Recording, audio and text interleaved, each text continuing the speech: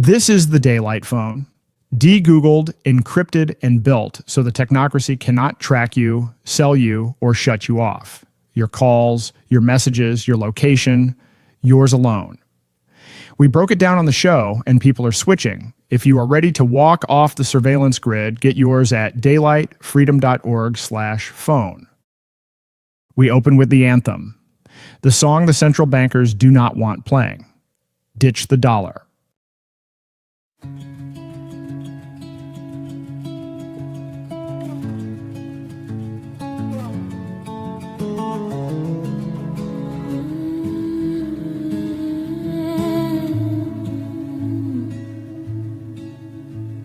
Another head hangs lowly. A child is slowly taken. She braided up her hair that morning. 7 years old and forsaken. The missile found the classroom. Row 3 seconds from the door. Her mother cries into the evening, the same cry she heard before. But you see, it's not me, it's not what's rightly entering my daughter in that chair in a school across the sea.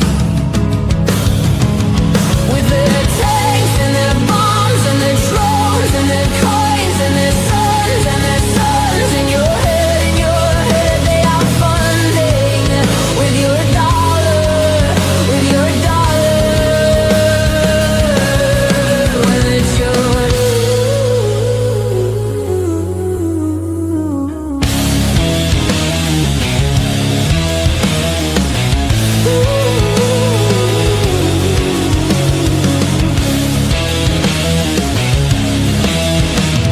The stock price hit a record. The sun sold 10,000 drones. The draft is on the table now,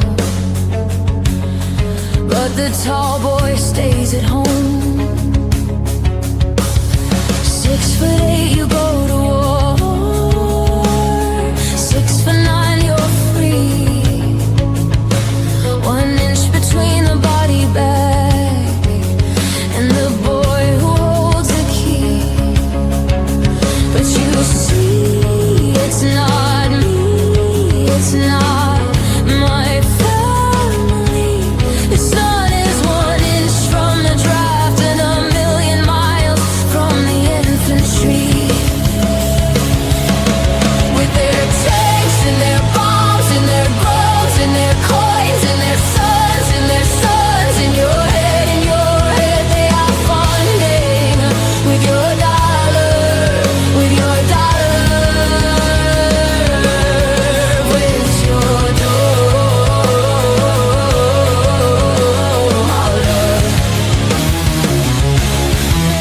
with your dollar.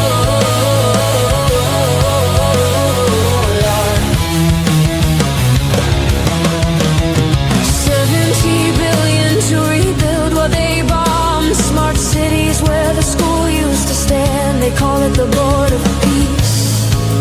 But peace does not have a chairman, and peace does not need your money to exist. So stop giving it to them.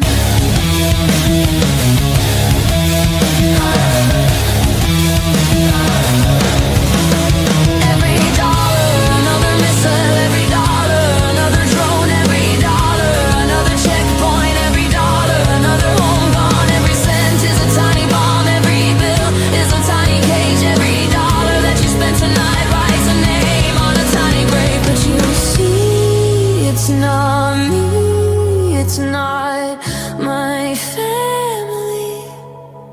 But the dollar in my pocket built the bomb that killed her. With their tanks and their bombs and their drones and their coins and their sons in your head, you are funding with your dollar, with your dollar. Ditch your dollar.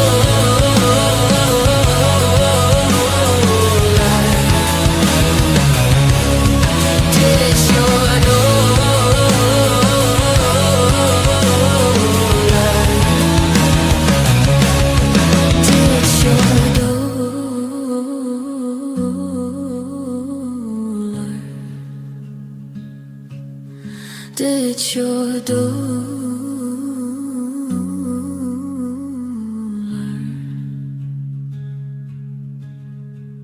Another head hangs lowly. A child is slowly taken. She braided up her hair that morning. Ditch the dollar. Bring her home.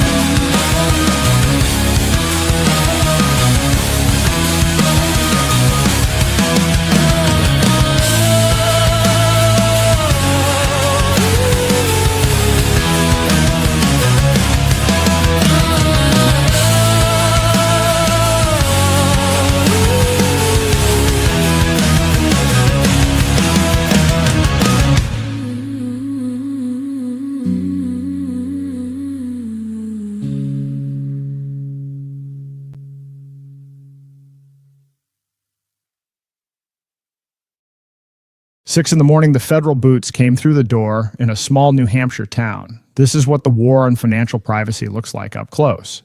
6 a.m. in Keene.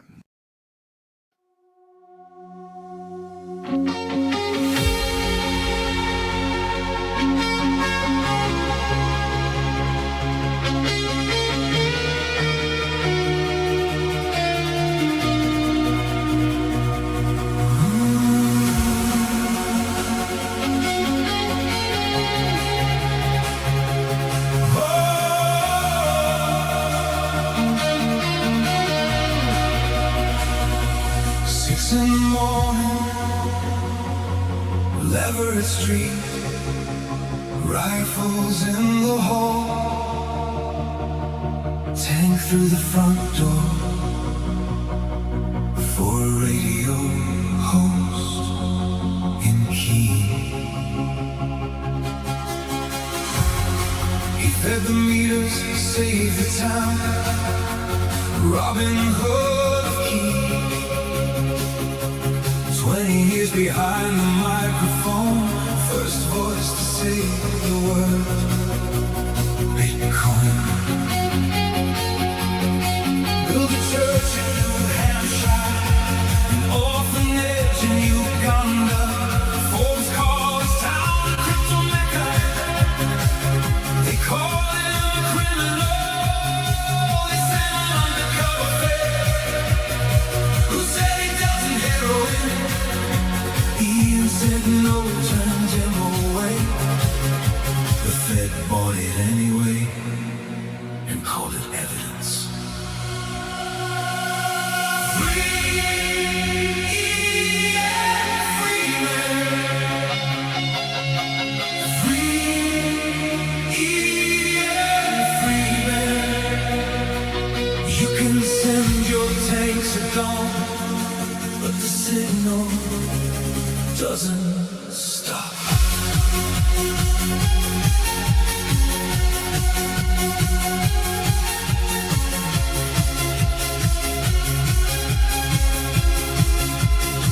And call it evidence.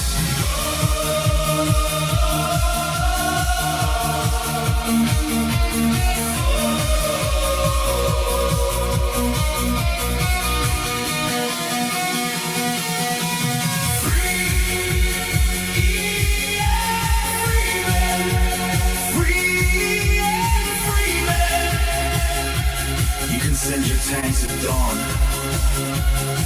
but the signal doesn't stop.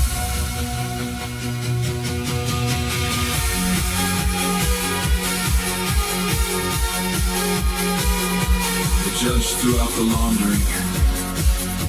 Not enough evidence. 96 months anyway. The laws written before Bitcoin existed. Keon Rodriguez, Christmas Eve. William Hill, 4 years. Roman Storm, retrial in the fall. Ray Youssef, $200. Sterlingov, 12 years. Roger Ver, 50 million in a gag order. The war on crypto didn't end. It just changed presidents. Mr. President, you set Ross free. You said you'd end the war. Ian's been inside since 23. Bonnie says he teaches inmates how to read. She says Bitcoin is sacred to us. You freed one. Now free them all!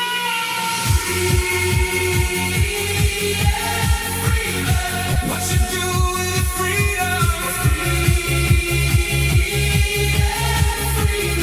Is your business. 6 a.m. in Keene. The signal can't be stopped.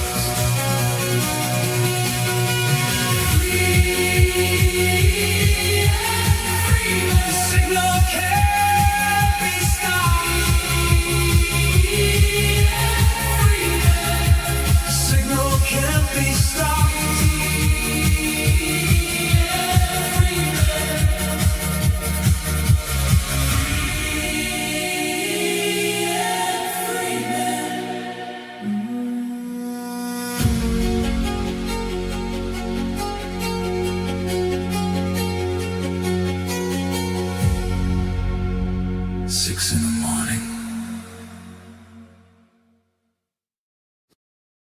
They blocked my ballot. The Secretary of State rejected my Senate filing, and the fight now goes to the Ballot Law Commission on January the 29th at 1 p.m. They can stall the paperwork. They cannot stop the movement. Day 2026, Part 2. Oh, oh, oh, oh.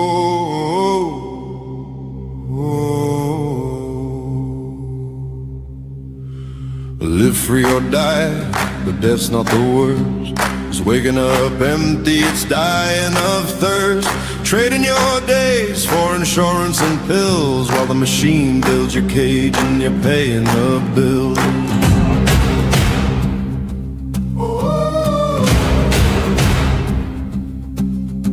Quiet desperation, that's the real grave. A life half lived as a comfortable slave. This ain't what you were born for, you know it's true.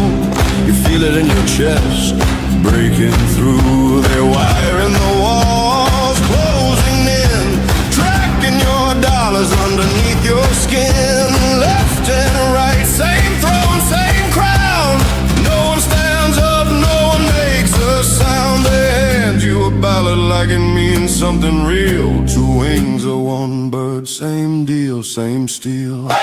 We say no, no to the change, no to the dollar running through our veins, no to the white coats, no to the lies. This is the day that we rise.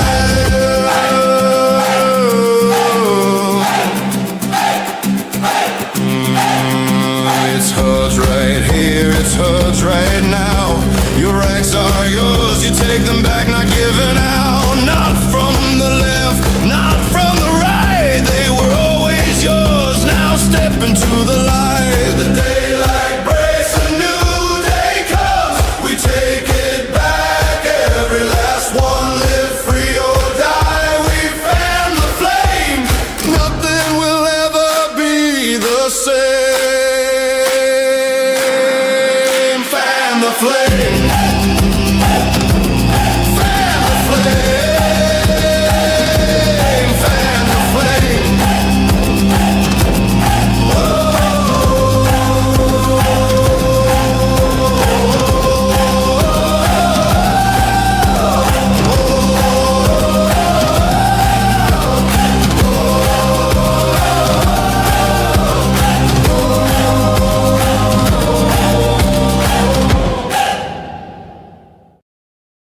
When the cameras left, the cages stayed locked. 7 men still wake up behind bars for writing code and teaching privacy. We do not forget them. When the cameras left.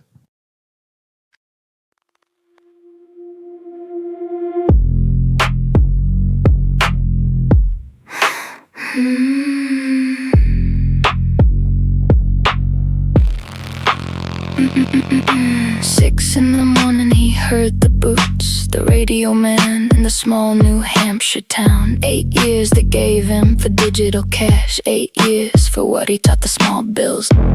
You said the war was over, but Till said code is free speech. But the 7 still wake up in cages, and we don't forget when the cameras left. When the cameras left, when the cameras left, the cages stayed locked. Cages stayed locked. Pardon them all, pardon them all. Code is free speech. Walk them home.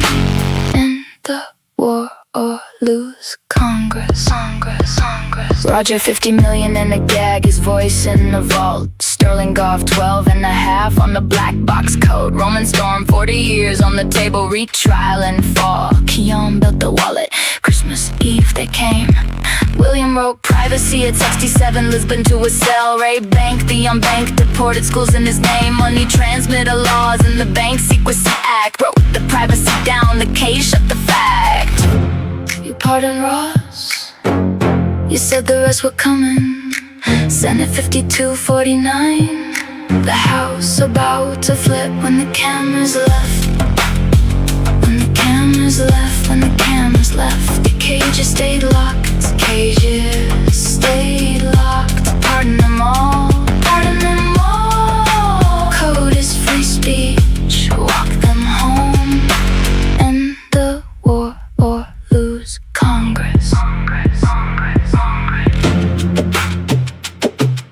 America won't lead the world in crypto. If it cages its innovators, the code outlives the warden. The signal can't be stopped.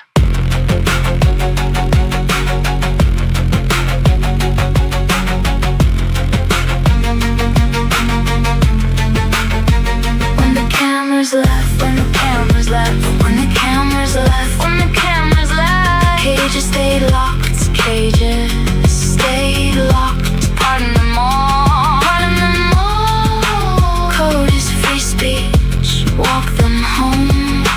End the war or lose Congress. The code outlives the warden.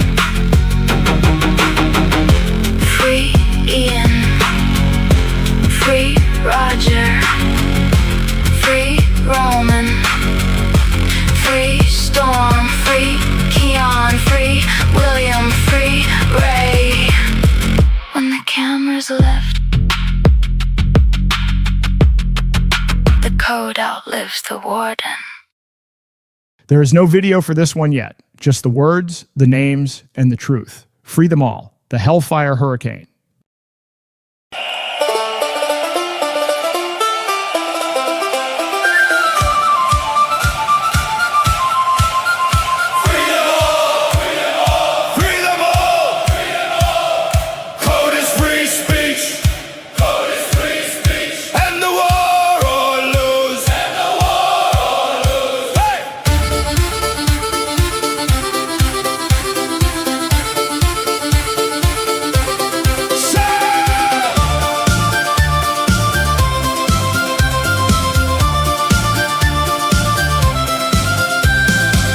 In the morning, tank through the door, federal boots on a keen front porch, money transmitter laws and the Bank Secrecy Act, wrote the privacy down and the cage shut the fact.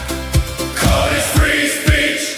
Code is free speech. Walk them all home. Walk them all home. You said the war was over. Pardon them all.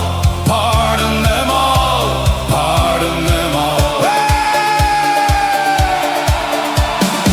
Ian ran the embassy in Keene, 8 years for digital cash. Free them all. Roger fought from Spain, 50 million and a gag order. Sterling Goff stood on the map, 12 and a half on a black box. Roman Storm wrote the contract, retrial, 40 years on the table. Keon built the wallet, Christmas Eve, Morgantown. William wrote privacy at 67, 4 years from Lisbon. Ray Bank, the unbanked, schools in his name, deported. Mr. President, you said the war was over. Patel said code is free. in cages and the war or lose Congress. Code is free speech. Code is free speech. Walk them all home. Walk them all home. You said the war was over. Pardon them all. Pardon them all. Pardon them all.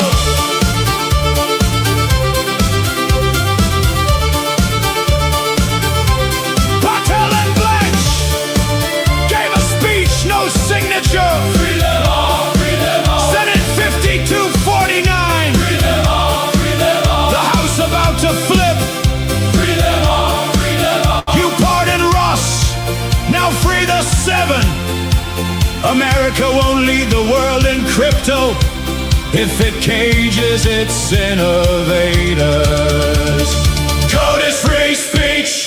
Code is free speech. Walk them all home. Walk them all home. You said the war was over. Pardon them all.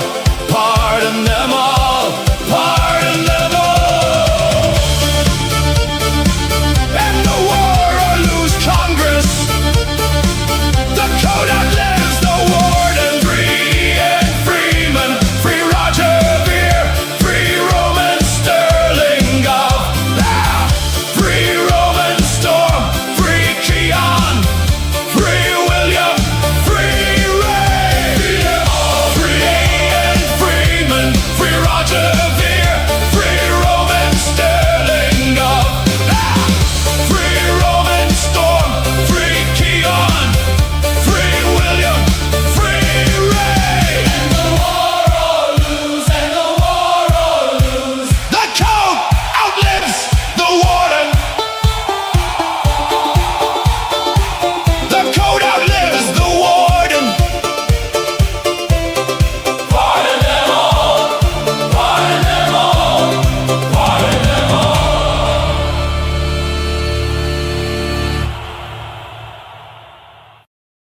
Tonight, on the Aaron Day Show, they blocked my ballot. New Hampshire threw out my Senate filing, and I am taking that fight to the Ballot Law Commission.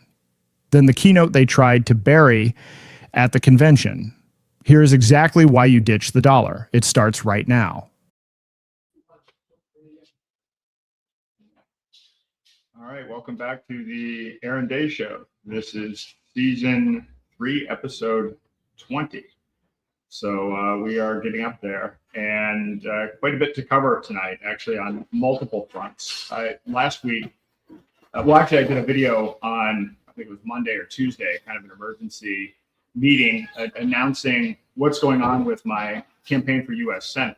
And the campaign is very much still going on. In fact, we have, as of today, we've collected 1,500 signatures.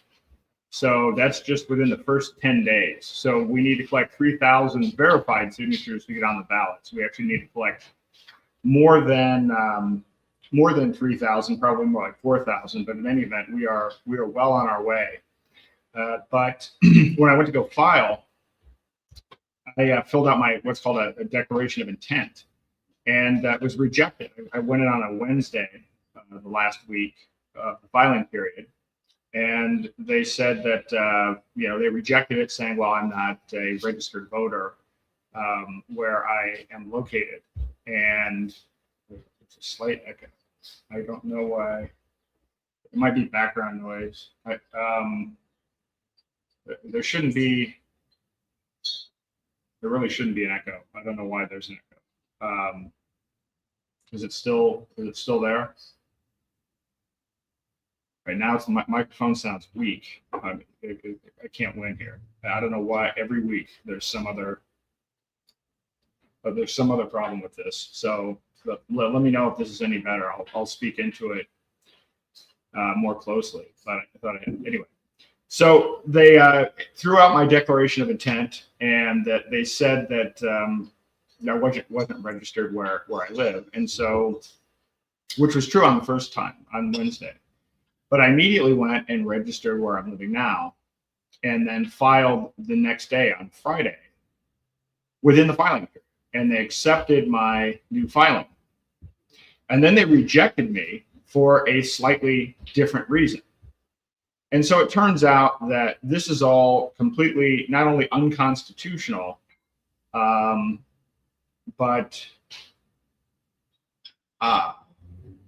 okay.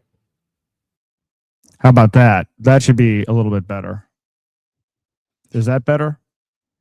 I appreciate the feedback on that. I did have it had the wrong microphone setting. So hopefully that's a lot better. Okay, great.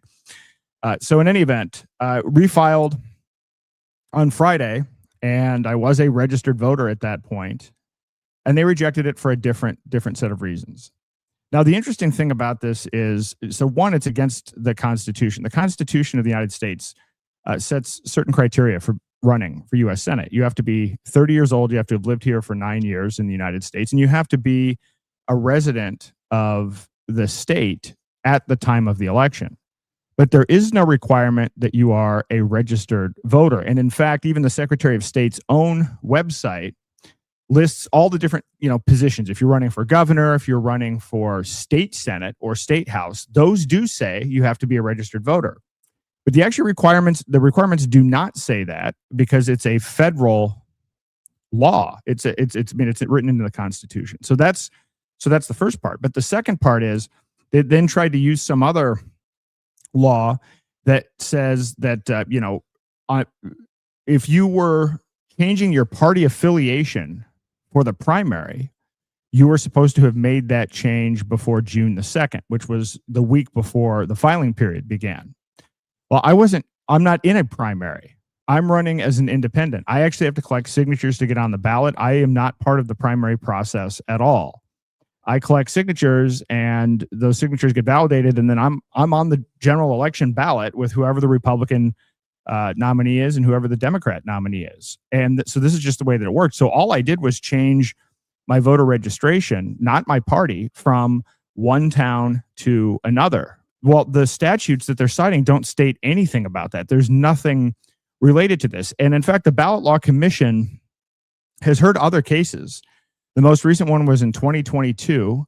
A guy that I know, former chair of the Libertarian Party of New Hampshire, Ben Weir, ran for a sheriff, I believe, as a Libertarian, and he wasn't even registered to vote. So he had a similar situation that I had, and he came in and registered and the last day and went in front of the Ballot Law Commission, and he won. He won his appeal. So I actually think we have a strong case. So I immediately filed with the Ballot Law Commission. And I also immediately, within 48 hours of this rejection, I filed a lawsuit in federal court. And that lawsuit now has a judge assigned, and the paperwork is being served on the Secretary of State and the Attorney General. And it turns out the states have lost. They're 0-4 for lawsuits related to this. Now, the problem with it is timing, because I have to have these signatures collected by August the 15th. So now we're working on these things in parallel. So in any event, what you're going to see, and if you go to, in fact, let me pull it up now.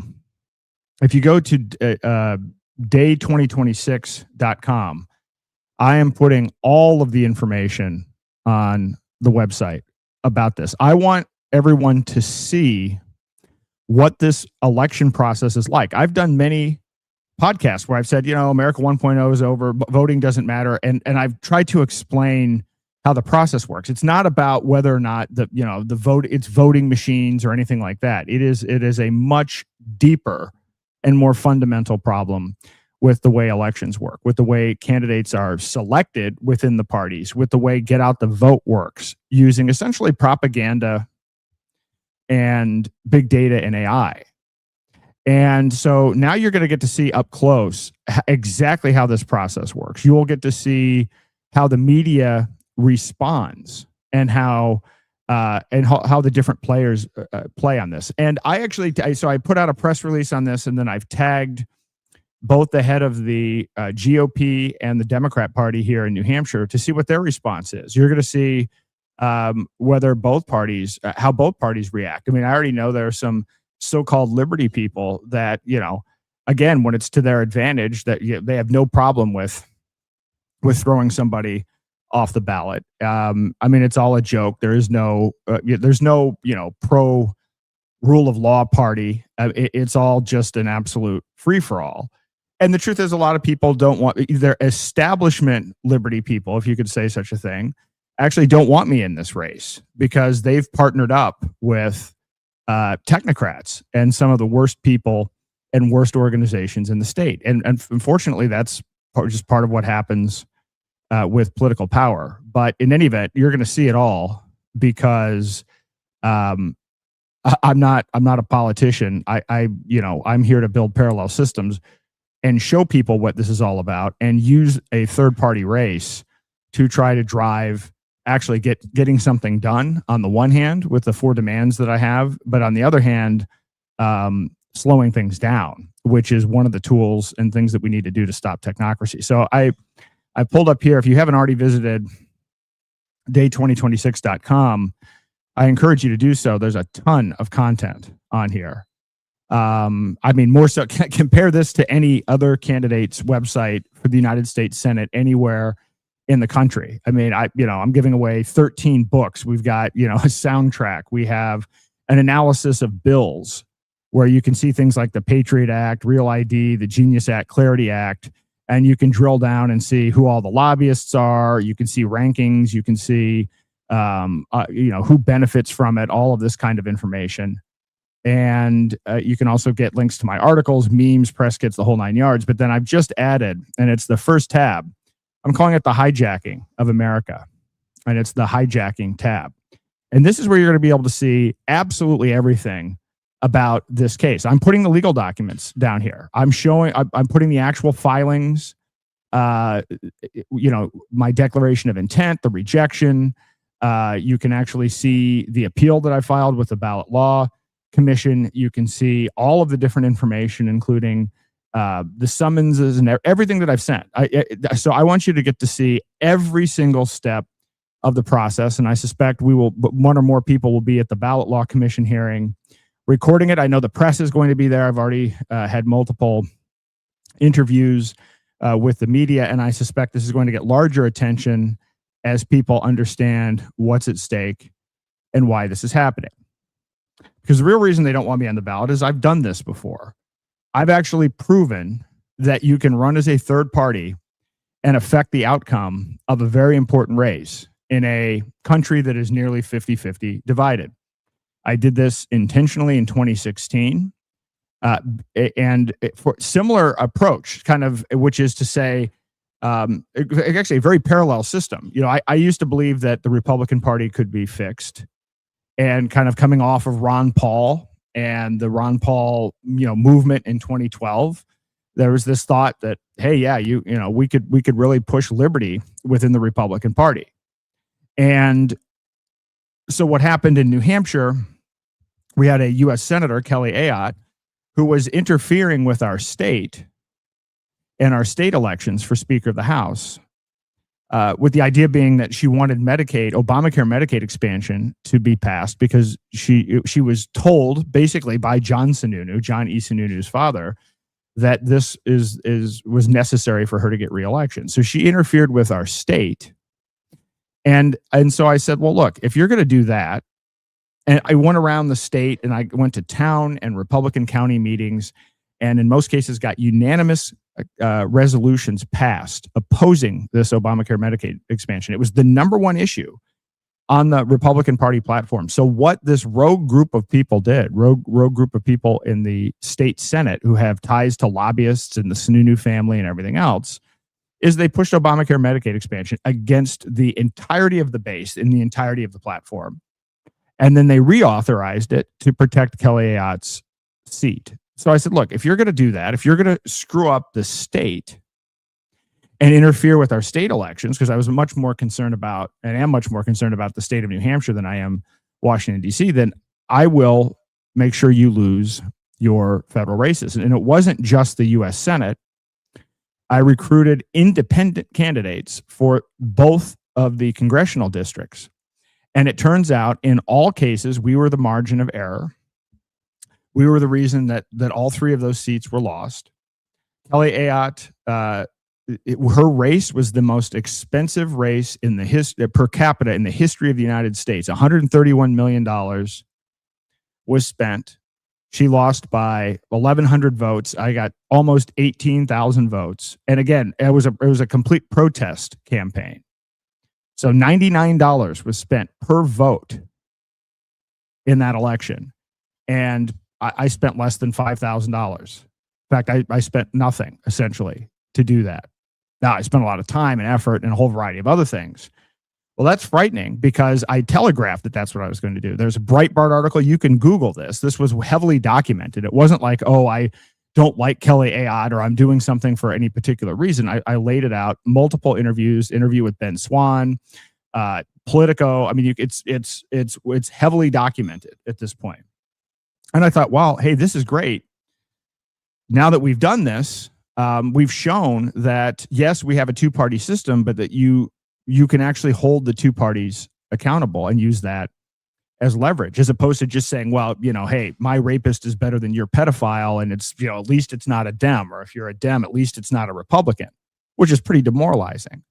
But unfortunately, people didn't take advantage of that fact and decided instead to cozy up with these people. And, and so then I exited politics. I'm like, look, even when you show that you can do something like this. And so, but now we're in a different situation. So fast forward, I got out of politics, but then I got back involved when I understood the threat of technocracy, first starting with CBDCs, and then now with basically a completely frictionless acceleration of technocracy. CBDCs, digital IDs, AI surveillance, Palantir, Oracle, all of it happening now under Trump with zero resistance.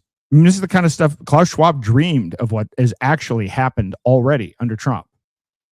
The Genius Act, backdoor CBDC, Clarity Act, which is close to passing, which will tokenize everything that you own and make it programmable, trackable, and censorable.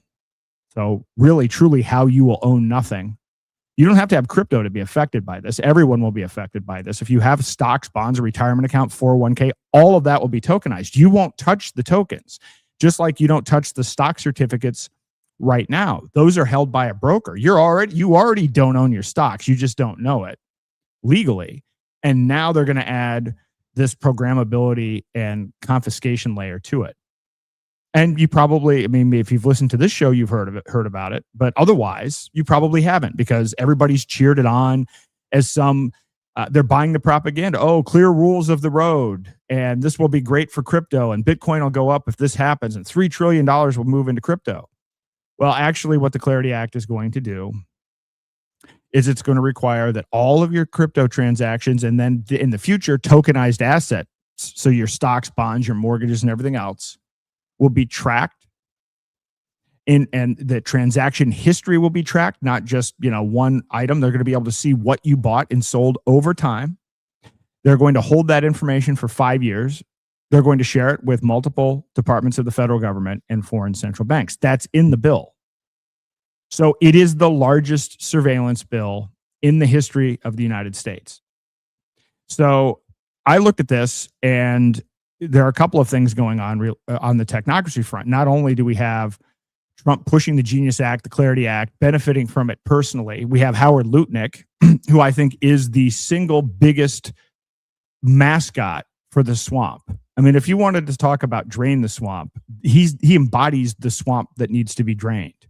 I mean, on all fronts. His backdoor deals with Tether, the way that he wrote the tariff bill so that, it would ultimately be rejected while his family's business, Cantor Fitzgerald, made money buying up the contracts, betting that it would fail, to his relationship with Jeffrey Epstein, to now the fact that the reason, if you are into AI and you use Claude, you might have noticed that there were some new models released, Mythos and Fable, and you can no longer access those models. That is thanks to Howard Lutnick and his role through as Secretary of the Department of Commerce. He actually wrote the memo restricting the export controls. So this is why you can't use frontier models anywhere in the world right now, is Howard Lutnick. And so, that, and again, the crypto prisoners and war and all of this other stuff. But really what's driving, the race is we have to slow down technocracy. And right now there's nothing slowing it down. And what New Hampshire has put up, as their candidate for U.S. Senate is John E. Sununu, who has one of the biggest records of pushing surveillance legislation of anyone. And he was there. I'll tell you what he's passed, and then you'll hear more about this. But because people are like, well, if you do this, won't you help the Democrat? Well, let me tell you, if you listen to the show, you understand. And it's funny, I'm getting all this polling stuff, by the way. I got something from St. Anselm's today, and they're asking all these, what are you worried about the most? Gas prices, blah, blah, blah, blah. They list a whole bunch of different things, assisted suicide, all of these other things. They don't mention technocracy. They don't mention, are you worried about CBDCs? Are you worried about being in a digital prison? Are you worried about having all of your assets taken? Are you worried about the fact that, your tax money is being used to take an open air prison in Gaza and turn it into a digital prison so that Oracle and Palantir and the Trump family and Jared Kushner can personally profit? Nobody talks about that. But this is the biggest threat because it affects everyone. Because once all of these systems are in place, you've literally lost free will. You've lost the ability to have any agency in your life whatsoever, because your day-to-day decisions, where you work, what career paths you have, where you live, it will all be determined from the top down in a technocratic system. John E. Sununu voted for the Patriot Act. And what he'll do is he'll say, well, I actually tried to say, I made the Patriot Act better. He'll say, he put in guardrails to protect civil liberties. And this is why he's dangerous. Because what he did was he negotiated a bunch of stuff that's been absolutely meaningless. Our rights have been raped under the Patriot Act. But what he did was he threw in a bunch of stuff, acted like he was going to be the guy to help save the day, to garner the votes to get it reauthorized. Otherwise, it wouldn't have been reauthorized. This is why he's dangerous. This is why the propaganda is so dangerous about even his position on something like this. He voted for Real ID. He voted for TARP, the bailout, the multi-$100 billion bailout of all of Wall Street during the financial collapse. Not only did he vote for it, he became the chair of the Oversight Committee. And by the way, I don't know if you've noticed, but the oversight on that sucked. I mean, TARP was a complete ripoff of all of the taxpayers in this country. And then based on that, he became the chair of a WEF finance committee. Yes, Klaus Schwab's group.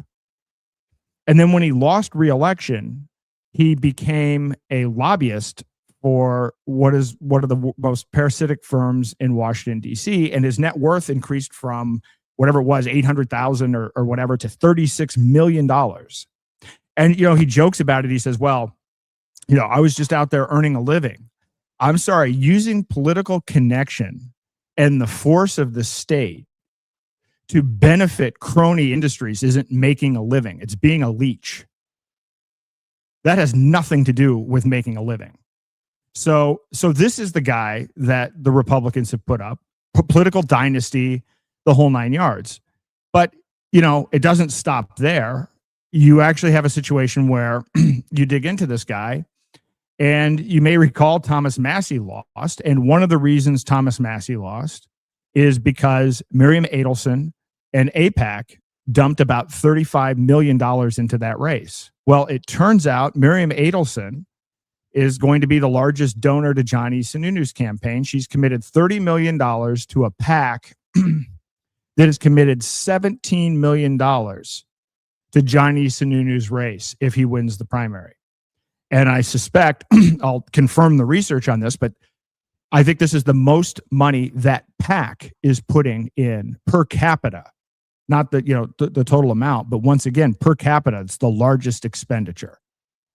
So this guy has a career of already having been owned by Wall Street and the surveillance state. Then he became a lobbyist, and who knows, we're trying to find out the depth of all of his connections. We know Big Pharma and some of these other things. And now he's coming back, and he's really, I'm sure his net worth will go from 36 million to 360 million if he's reelected.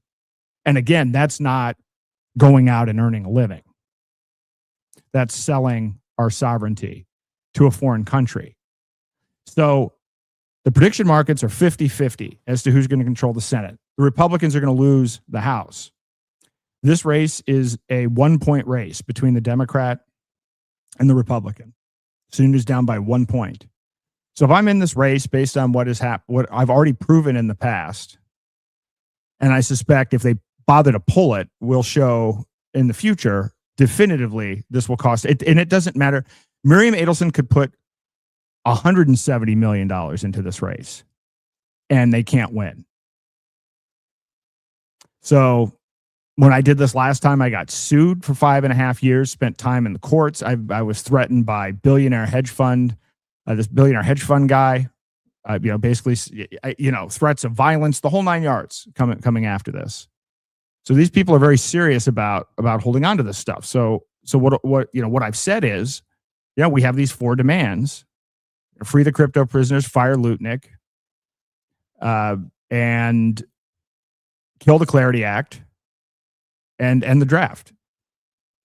So that's my and again, all I'm doing, like I did in 2016, is holding them accountable to what they said they were going to do. If you have a Republican U.S. senator pushing Obamacare, or rigging and stacking the deck at the state level to expand Obamacare, back when that mattered, right? Republicans actually cared about that from like 2016 to 2012 to 2016. So it's the same thing. Hold them accountable, and if the administration does what they said they were going to do, then I'll exit the race. But if they don't, then they will be held accountable. And the truth is, the Republicans shouldn't hold complete control. They've had complete control for 3 years. It's a disaster, and many people are signed up for this plan. Tucker Carlson this week just announced he no longer is supporting the Republican Party. Marjorie Taylor Greene has announced she's no longer supporting the Republican Party. Nick Fuentes is not supporting the Republican Party. And again, this election cycle, the point of it is, and it's very difficult apparently to explain this to people, but if I'm running, let's say I'm the CEO of a company, and I've got people embezzling from me, I've got people raping other employees within my company. Am I going to sit there and just allow that to happen and then just sit and point while the other team is doing it too, or the other team is doing it worse? Like, you have to get your house in order. And literally, I actually think at this point, this could very well be the most corrupt administration in the history of this country. And I've talked about this on episode after episode. So there's an opportunity for them to do something. But by the way, they have to do something now. And I see what's going on. You've noticed this. Tulsi Gabbard comes out and she puts out this information, the Fauci information, conveniently on her last day, conveniently after the statute of limitations has run out on the ability to go after Fauci. And so now everybody's trying to make this argument of, we're going to have him testify again, and we're going to get him. But conveniently, they won't be able to get anything done before the midterms. You're going to have to vote them back in order to see what's going to happen. They've had 2 years. They've done nothing. The vaccines are still on the market. Like, I'm not going to go in and document this, but let's just say we actually have less medical freedom, and nobody wants to hear it. People get pissed off at me all the time when I say it. I don't care. It's true. And I told everybody the whole time, whatever didn't happen in the first 100 days isn't going to happen. So now you're going to be told again that you have to vote to save this whole thing. Vote to get Fauci. Fauci, who, by the way, was appointed to his position by Reagan and who was put on a pedestal by Trump. So don't fall for that. But what I'm saying is they need to get something done before the election. If you're going to vote for them, make them earn the vote in advance. Make them deliver results. They've had 2 years. They've delivered the inversion of what they said they were going to deliver. And there's no excuse for it. They have the House, they have the Senate, they have the Supreme Court. There's zero excuse. It's not going to be any better. It's not like no matter what happens, they're not going to have more leverage. The maximum leverage that they had was the first 100 days, and they did absolutely nothing. So I want this race to be a referendum on what they did to Thomas Massie. I want this to be a referendum on technocracy. And I'm going to make a ton of noise about this race if I am, in fact, if they haven't, done some of these things on the 4 demands list and they haven't made it, and I'm in this race, this will be ground zero for educating the country about technocracy and about what's going on.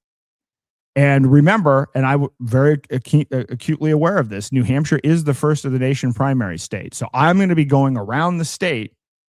And the beauty of this is I can tell you my plan. People are like, well, don't you want to keep that, secret or whatever? It doesn't matter. All I have to do is get a couple % of the vote. It's not like I don't have to get 51% of the vote or 34% of the vote or however you want to look at it. So, I'm actually going to speak the truth. I'm going to go around the state starting in September. Then the reason it's starting in September is nobody is paying attention. I know this from running organizations, doing polling. We did, millions of robocalls through my super PAC and everything else, gauging people's interest. You know what I found? People don't actually make a decision until the last 10 days before the election. All of this comes down to the very end. So we're going to go through all of this stuff. And then what is essentially going to happen is I'm going to go around the state. I'm going to go and do town hall meetings. And I'm going to explain to people about what technocracy is. And my plan is not that I'm not going to sit there and lie to people about how I can fix Washington, D.C. I can't fix Washington, D.C. What you can do is expose Washington, D.C. What Thomas Massie did, I think, was the single most important thing, if people don't get distracted from it, was releasing the Epstein files. And it's amazing how people are continuing today to try to say, oh, what's a nothing burger? I mean, I've downloaded all of the documents. We put them up on Technocracy Atlas. And I've spent a lot of time looking at it just within the realm of stable coins and cryptocurrencies, which is an area I know a lot about. But there are other areas, if you actually analyze and look at this stuff, you can figure out how money and power actually works. And it's disgusting, but you'll also realize that elections and everything else are a complete sham. So that's the only, I'm not going to lie to people about that. What I'm going to remind people of is the fact that your rights don't come from government.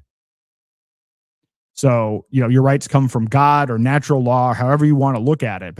But people need to remember that. And the most important thing about that is you can reclaim your sovereignty. And tonight, I'm going to talk about what I think is the most important way, the highest leverage way that you can exert your sovereignty, which is to ditch the dollar. And I introduced this a few episodes back, but I'm going to go through the full presentation that I did at the Libertarian Party National Convention. And then I'm going to show you the Ditch the Dollar site, and I'm going to go through the first 2 steps. There are 8 steps to ditching the dollar. I'm going to go through the first 2. And then what I'm going to continue to do every episode moving forward on this show is there's going to be an action item for how you can improve your sovereignty. Financial sovereignty, health sovereignty, privacy, AI, so on and so forth, 10 different categories, but there's going to be something actionable. I want this to be a podcast not about bickering about things. I mean, I'll be talking about politics in the context of this overall strategy that I've mentioned, but it's going to be about empowering people to take back their free will with tangible advice. And all of the websites and all of the tools that we've created over the past, year and a half are now ready to scale up. That's why we have the Daylight Freedom phone, a de-Googled phone that comes with a whole bunch of privacy stuff baked in. The reason that I decided to do this is that having done workshops and onboarded people, it's a lot of work. You go to and do a workshop for 100 people, and it's like it takes 3 days. You've got travel, you have all this other stuff, and then it's complicated. You may get through a 4-hour workshop, and somebody's maybe downloaded a wallet or two. And then, you leave, and then, do they do anything with it? And, because there's always what's next? So the whole point is put all of it on the phone, get all the wallets pre-installed, VPNs, tools that can help you with privacy, stop using big tech. I actually love this thing. And I encourage you to check out the episode from, I think it was last week, with Hakeem, who I'm going to have on. He's the guy behind the Above phone. And we're going to continue to show all the different functionality. That's one part of reclaiming your sovereignty, but we're going to go into a whole bunch of different areas because the only way out is to build these parallel systems. I do think there is a political component. Unfortunately, I've come to the conclusion that not just for what I'm doing right now with this U.S. Senate race, but I think that there's a real opportunity to use third-party races to stall and to halt technocracy. And I'll give you an example of it. People are very upset about data centers all over the country. And it's probably the biggest opportunity we have to introduce people to what data centers mean in a broader context. But the funny thing is, when you go to day 2026 and you go to the hijacking section, I'm representing myself, and all of the legal documents that you can see there, I drafted using AI. Now, this wasn't just going into Chat GPT and saying, hey, write me this. I've actually, was looking at this up today. I've had multiple episodes with Mike Adams and everything else. I've built a system. I have 500 AI agents in a whole variety of different domains. I've got like a 200 terabyte hard drive where I pulled all of the information locally. I have been training and building up this system for a long time. And now it allows me to do things like not only draft the legal arguments, but then go back and pull all of the original source material, have it do simulations of what the actual trial might look like or what the ballot law. So I'm going into this ballot law commission. It'll be interesting to see how it turns out. I've pulled all of the information about all of the members of the ballot law commission, all of the minutes, all of the other historical information, and I've run a whole bunch of different scenarios about what happens. But I filed the thing in federal court and filed the full lawsuit in federal court. And again, ran a bunch of fact checking and everything else. I filed a lawsuit in federal court within 48 hours. And the reason, so part of this is I want to show, imagine if we could take this, what the system that I've created, and give it to people all around the country so that they can fight locally. So the biggest problem is, and we saw this with I saw this here locally with cell towers, which is, let's say you don't want a cell tower next to your house because of health consequences, and you certainly can find information that backs that up. Well, you want to bring that to a town council, and what's going to happen is Verizon's going to come in. They're going to bring a whole bunch of lobbyists. They're going to have a PR firm come in and place a bunch of content that is actually editorial, but somehow it'll look like it's a well-researched piece, and they'll buy off the town council and they'll get it passed. And the thing is, the people that generally put up these that are concerned about it may be like a concerned mother that's concerned about the health of her children. Well, what is she going to do? How is she going to fight Verizon in court? Because the legal fees are through the roof. Well, I'll tell you something. It cost me $600 to file this lawsuit and to have this summons issued by the sheriff. I mean, it's not free, and there's going to be more filing fees, but in essence, that's my cost plus the cost. I mean, admittedly, I've spent a lot building this AI system, but at the same time, I want to make these tools available to people for free. So now if you're in your local town, you don't want a data center or something, hey, good, file a lawsuit and file it pro se, meaning you represent yourself without a lawyer. And I'm even seeing the idea of giving people instructional videos about how to handle themselves in court, how to handle the procedures, how to present yourself, how to present your arguments. This could be a huge resource for people. And it's really critical. And again, most of the time it's ironic if you've been following me, the fact that I'm even involved in politics, because I gave up politics. But I'm now realizing, not that I think that we can fix things through politics, but we can slow down technocracy, which is necessary to buy ourselves time to build these parallel systems, to get people using alternative currencies, alternative healthcare, alternative food services, alternative energy networks.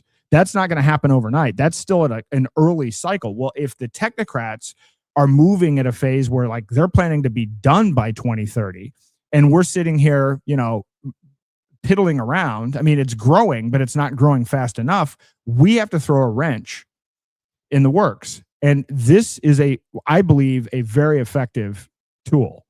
So we'll see how it goes. But I mean, I'm like blown away by. I will also say I'm not unfamiliar with the law and with litigation. I mean, I've spent 5.5 years myself as a defendant, but I mean, as an entrepreneur, I've probably hired 24 lawyers over my career, working on various things. So I do have some knowledge of it.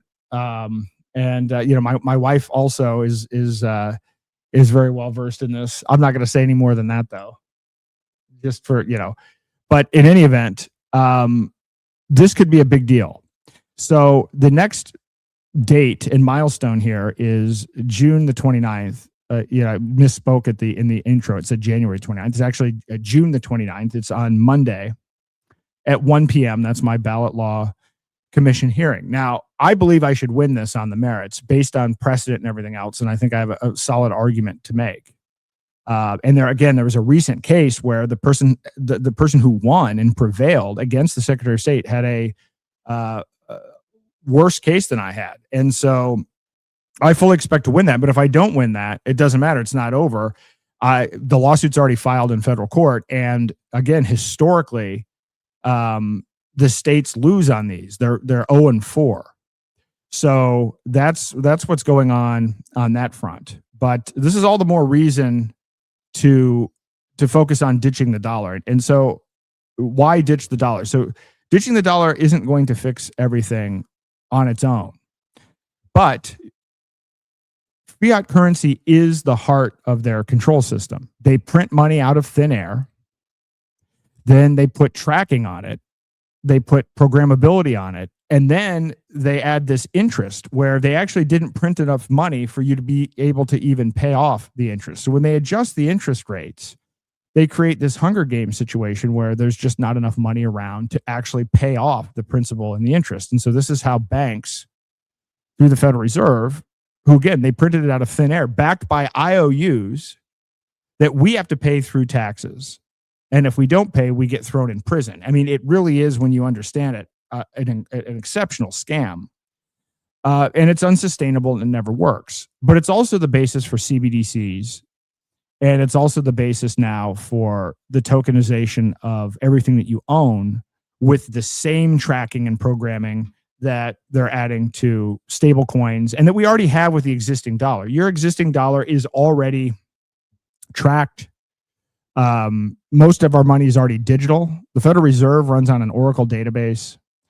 There are suspicious activity reports that are automatically sent to the Treasury Department. This is already happening. This has been happening actually since 1970. But it now goes to a next level when you start bringing in cryptocurrencies, whether it's stable coins or CBDC. So this is the heart of their control system. So to continue to use fiat currency, it's going to be very difficult to stop the behemoth if we're still using their control system. So this is why ditching the dollar is so critical. Now, this is a presentation that I made at the Libertarian National Convention in front of the whole audience, although it was at the end of the day, so people were kind of shuffling in and out. Now, if you have ever been involved or heard about the Libertarian Party, one of the big items and things that the libertarians always chant is end the Fed. And this is the case. I was at the Libertarian National Convention in 2024 when Trump spoke and announced that he was going to commute Ross Ulbricht's sentence. And most of the people, they cheered for that, but most of the rest of the time they were showing displeasure with Trump's position on things. And throughout, people were holding signs that said end the Fed. People were chanting end the Fed. That's like a rallying cry for libertarians. But I have to say that the Ron Paul revolution, political revolution to end the Fed, is dead. And I want to be very clear about that. I love Ron Paul and I love his message. And in fact, I love his message now. And I think he would probably agree with this. The political movement to end the Fed is absolutely dead. And to this point, Ron Paul wrote the book End the Fed in, I think, 2009. Since then, 2/3 of all of the dollars ever in existence were printed. There have been, in 17 years, not a single bill to audit or end the Fed has gained any traction.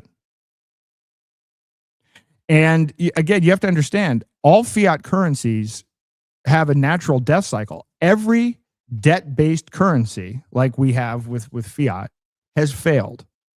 Every single one. The average fiat currency only lasts 27 years.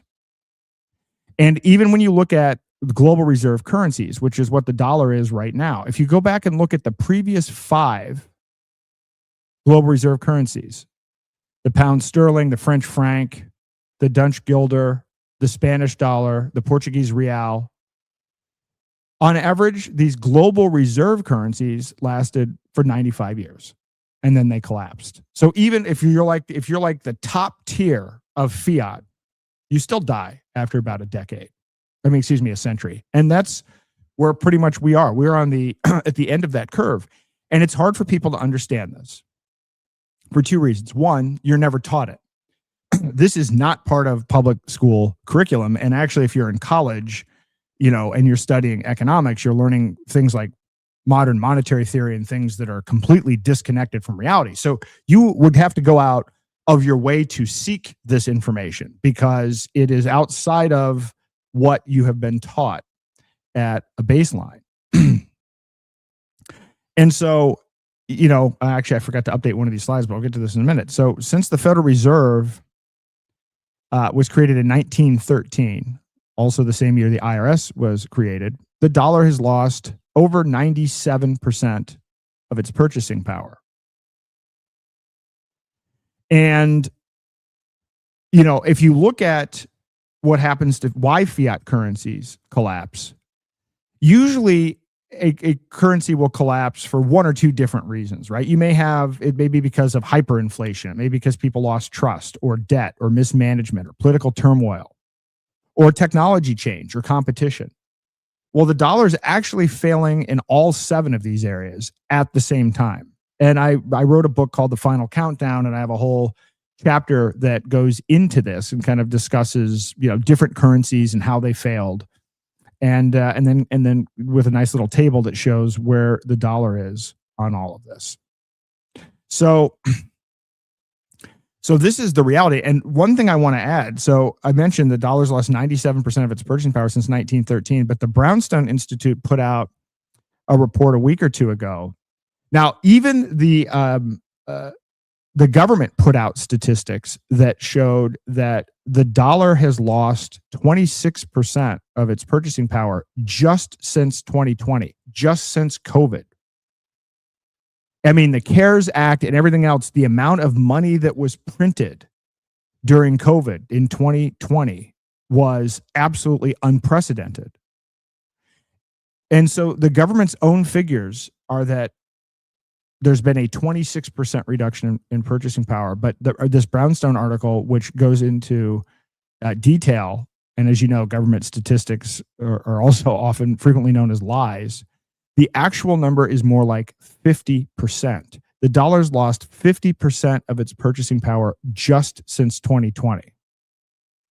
And that may sound, you may be surprised by that. And then actually, if you think about, well, how much did a steak cost? How much did gas cost? How much, if you actually think about it and you just go back 6 years, yeah. Remember what 2019 was like.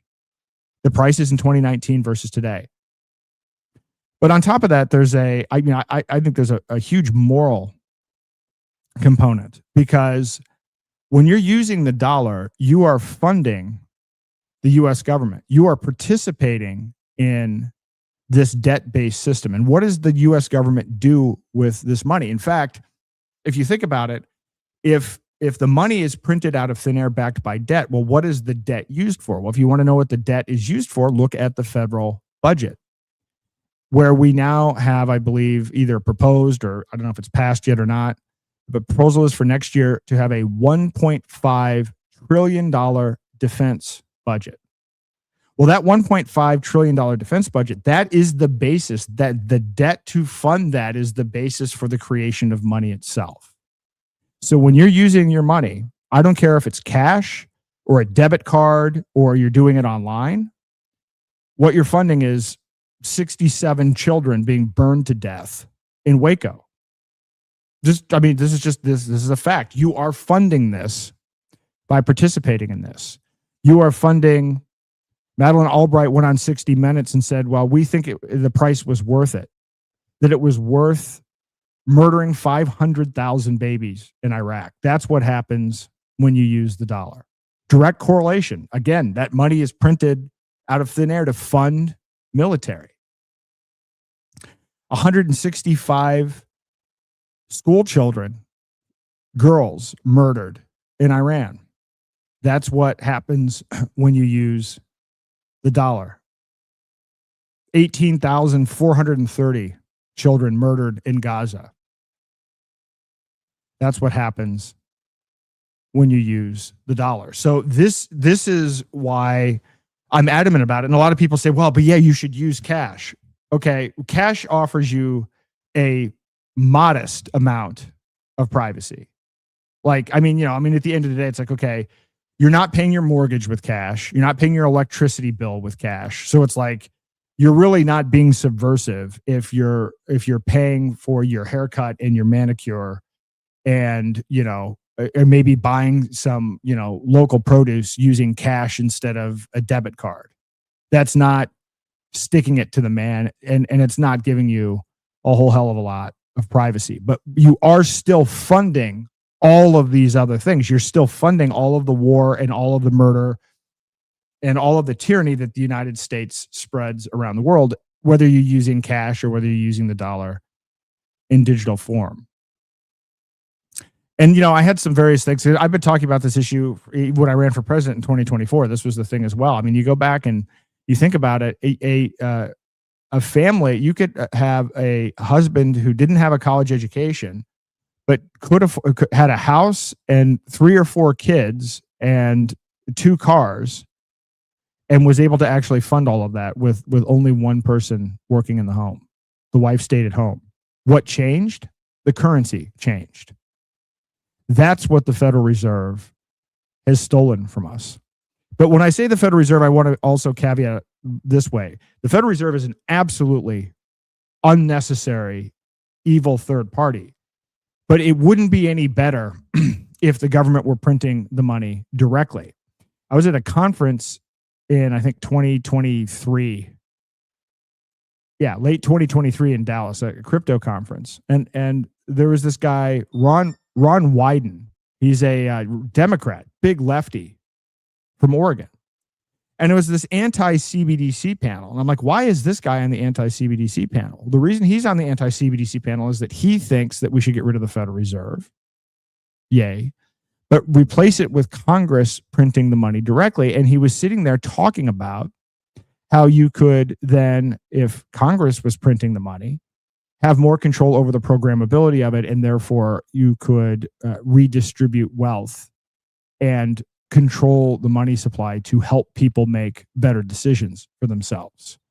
So again, the Federal Reserve is a unnecessary third party, but the issuance of money by the government itself is problematic and tyrannical. And in fact, one of the big confusions about the Genius Act is that the politicians use the propaganda of, we are going to stop the central banks. We don't want to become like communist China. And so we're going to promote innovation. And they're making the Federal Reserve out to be the bad guy. But in reality, all of the financial surveillance, the know your customer laws, the anti-money laundering laws, the tracking, things like food stamps, which are a form of programmable money, health savings accounts, which are a form of programmable digital money, all of that comes from Congress, not the Federal Reserve. The Federal Reserve is not going out of its way to add this additional surveillance for the sake of adding surveillance. It is Congress that does this. So don't buy it when a politician gives you their profile behind the flag. Tom Emmer did this. I remember he put out one of these things. I'm like, I can't even believe, does this guy even understand what he's saying? Because I don't even know in some cases. He's like, we're not going to be like communist China. And yet we spend $60 billion a year complying with KYC laws in the United States today, which was an act of Congress from 1970. So when you use the dollar, other things happen. And right now, what we're looking at in Gaza, and I've done a couple of podcasts. I don't know if I've made it a dedicated podcast. I will have one coming up soon. What's going on with the technocratic reconstruction of Gaza demonstrates everything that I've been talking about. When people say, well, what is technocracy like? Well, how will it actually work? Or that sounds like a pipe dream. What they've done, or what they're doing, they haven't done it yet, but they proposed it. It's a business plan presented at Davos, is to take the rubble, build on top of the rubble and dead bodies in Gaza, 6 AI-powered smart cities. And those AI-powered smart cities will have surveillance provided by Oracle and Palantir. And they're proposing that the currency for this, one of the proposals is to use USD1, which is the Trump family stablecoin, government-regulated stablecoin. So it's a programmable, trackable version of the digital dollar that the Trump family itself, I would like to say controls, but actually CZ from Binance is the largest holder of it. And I believe he's the one who actually did the technical creation of it. But there's your CBDC. And if you are I don't know if the word citizen of Gaza is right, if you're a prisoner of Gaza and your land has been destroyed, what you're going to be offered is a digital token, where maybe you can get a small apartment in one of these digital cities, or you lose any property rights. All of your property rights are gone. Everything is tokenized. This is literally the plan that was presented. Jared Kushner's involved, the Board of Peace, etc. So that's the end state here. And so your dollars are funding that as well, because this is the end product. So people all the time say to me, well, we have to protect ourselves from China, or BRICS is emerging, and so on and so forth. This idea that there's a multipolar world, it is not a multipolar world in the sense of nation states. It's a multipolar world in the sense of technocratic corporations. It's Palantir and Oracle and OpenAI and the Trump family. Those are the new nation states, but they're being built with our tax dollars. We're funding the technocracy. We're funding the digital prison, but we get none of the benefits from it. So we're murdering people, building the technological digital prison. The dividends and the ownership go to a handful of individuals, and we get stuck with the tab. But then actually, this is just a testing ground to spread these AI smart cities and this model throughout the country, which is why I created Technocracy Atlas. So if you don't believe what I'm saying, go to technocracyatlas.com. You can click on your state. You can see the stats. We put together an index of technocracy since 1973. And you can get an 8-page PDF for free about your state and about your country. And it shows in an animated map how technocracy has grown. And these are not state-based programs. The state is involved. See, what happens is the large corporations use their political influence to get laws written to benefit them specifically, and then they use tax credits at the state, local, and federal level to push their business. To push their business model. This is literally what's going on. So don't get rah-rah about America. There is no America in this. You are being duped with your tax dollars to build your own prison that you, of course, are not a beneficiary of at all. So there's no reason to wrap yourself in any patriotic flag or whatever around picking sides in this technocracy, because the country isn't part of it. Now, the Genius Act is one thing. Again, the Clarity Act is another. So everything you see here, your house, your car, your retirement fund, those things are going to be tokenized. And again, you won't own those tokens. You won't have those tokens in your own account or in your own possession. Your broker, who owns your stock certificates currently, is going to now have these digital tokens that represent everything you own. And that's how we will own nothing. Because as I've spoken about in past podcasts, there's something called the Great Taking. And since 1994, there have been changes to laws at the state level that basically make it so that the next time there's a financial collapse, you might think, oh, I've got an account at Fidelity or whatever. If my broker goes under, these are segregated funds. This is my account. I don't have anything to worry about. But it turns out that because of these changes in the law, let's say Fidelity goes under and they file for bankruptcy. Well, your funds go to the secured creditor of your broker, which in most cases is the 4 largest banks. They have a secured They have a senior position in the liquidation of those assets. Most people have no idea about this. Or in fact, you've already given away your voting rights. BlackRock doesn't own everything. BlackRock is managing other people's money, but it just so happens that in the process, you've given them voting rights. So they're voting your money. So again, all of this stems from the use of the dollar, and the dollar being the control system for this. Because in the very near future, once they tokenize your stocks and bonds, the only way you're going to be able to settle, if you go to sell these assets, you will be paid in stable coins or CBDCs only. So it's a multiple layer control system. And all of the intermediaries, one of the beautiful ideas about crypto is that it was a new way to get rid of third parties and middlemen so that people could engage in transactions peer-to-peer without third parties. Well, it turns out with all of these systems, these stable coins, and the way that BlackRock is going about tokenizing stocks and everything else, they're keeping all the third parties in there. So what you're really getting is you're not getting any of the benefits of the technology. You're getting surveillance, and you're maintaining all of those third parties and all of those middlemen. So, Doge, I mean, I'm not going to go into all of this, but at this point, this is a situation. I do want to talk about, some of the things that have happened on the surveillance side. I mean, we have Doge, which was a Trojan horse basically for Palantir. There's no $2 trillion worth of savings, but now Palantir is going to be used to determine who gets audited. That's not a win. This is one of the biggest psyops around. It's like, well, yes, let's retire all government employees. Rage, as Curtis Yarvin calls it. Well, that sounds great to me until you realize it's replaced by Palantir. That's not a good thing. That's not a pro-freedom thing. And then they'll sell it as efficiency.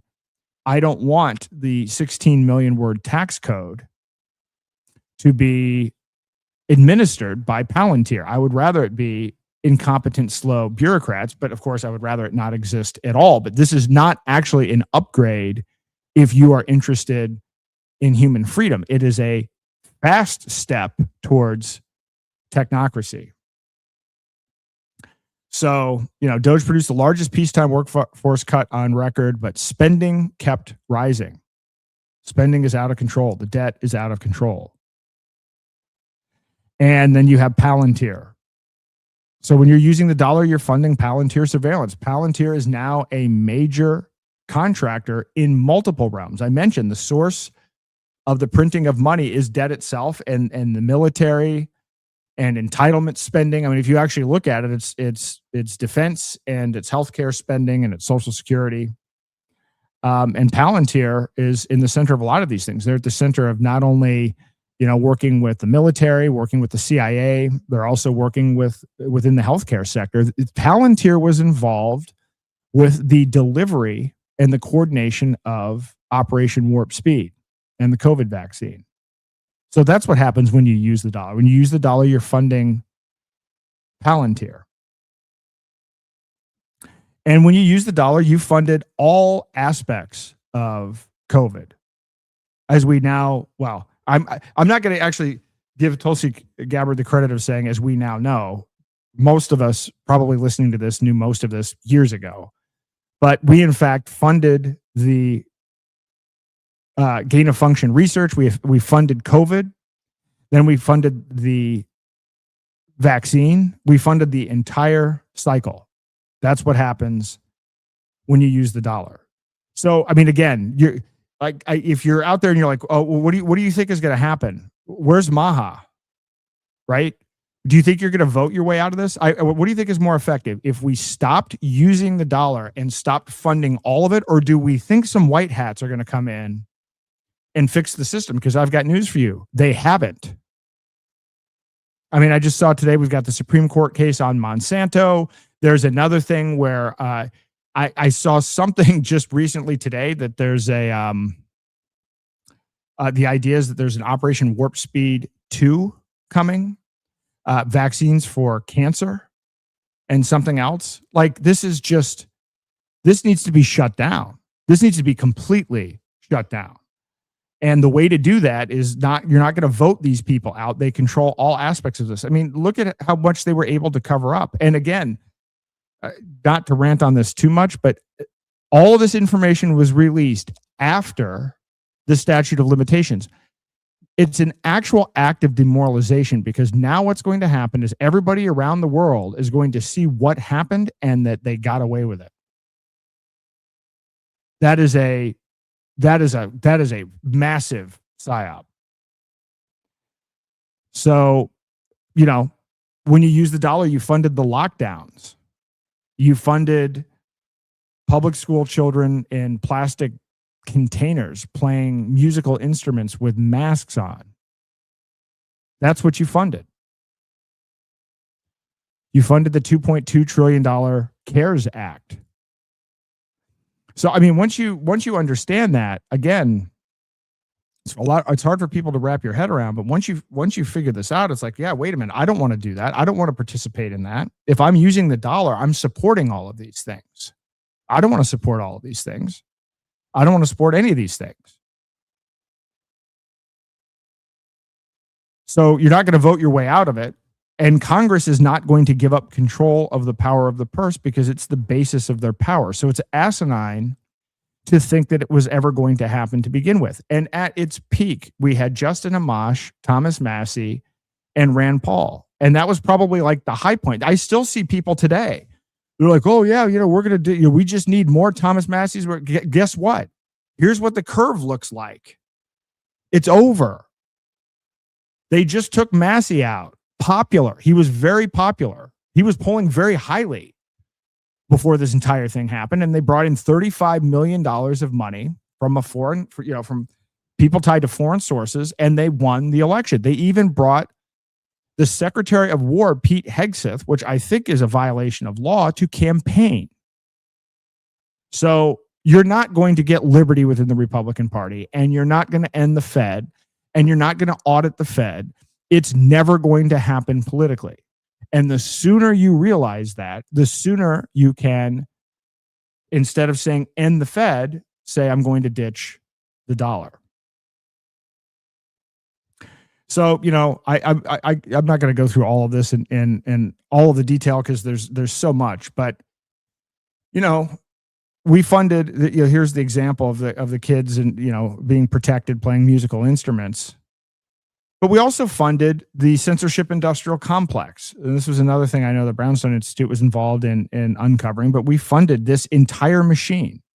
You had CISA, you had the Surgeon General, the White House, the FBI. There's a really incredible diagram. I think it was Andrew Lowenthal that put it together, or I don't know if that's where I saw it, but you literally had direct collaboration between different big tech companies through NGOs. Like they would say, if somebody put out a post, some Dr. Mercola or somebody else put out a post, and there were actual behind the scenes groups where like somebody from Pinterest would flag this, and then an actual human being. A lot of it was algorithmically driven, but there were actually large numbers of human beings working directly for big tech and through NGOs funded by taxpayer dollars that were involved in censoring this information. So, and when you fund this, understand we're funding the exportation of this globally. It's not just that we're doing this to ourselves. We're spreading this around the world. So this isn't like a self-contained thing. This isn't like sure, I'm responsible for my own actions, or this is just within our own country. No, we're exporting all of this. The Genius Act, the Clarity Act, the Board of Peace. This is all going global. We are funding global technocracy every time we use the dollar. So we have 17 years of dead bills. I mean, here are the bill numbers going all the way back to 2009.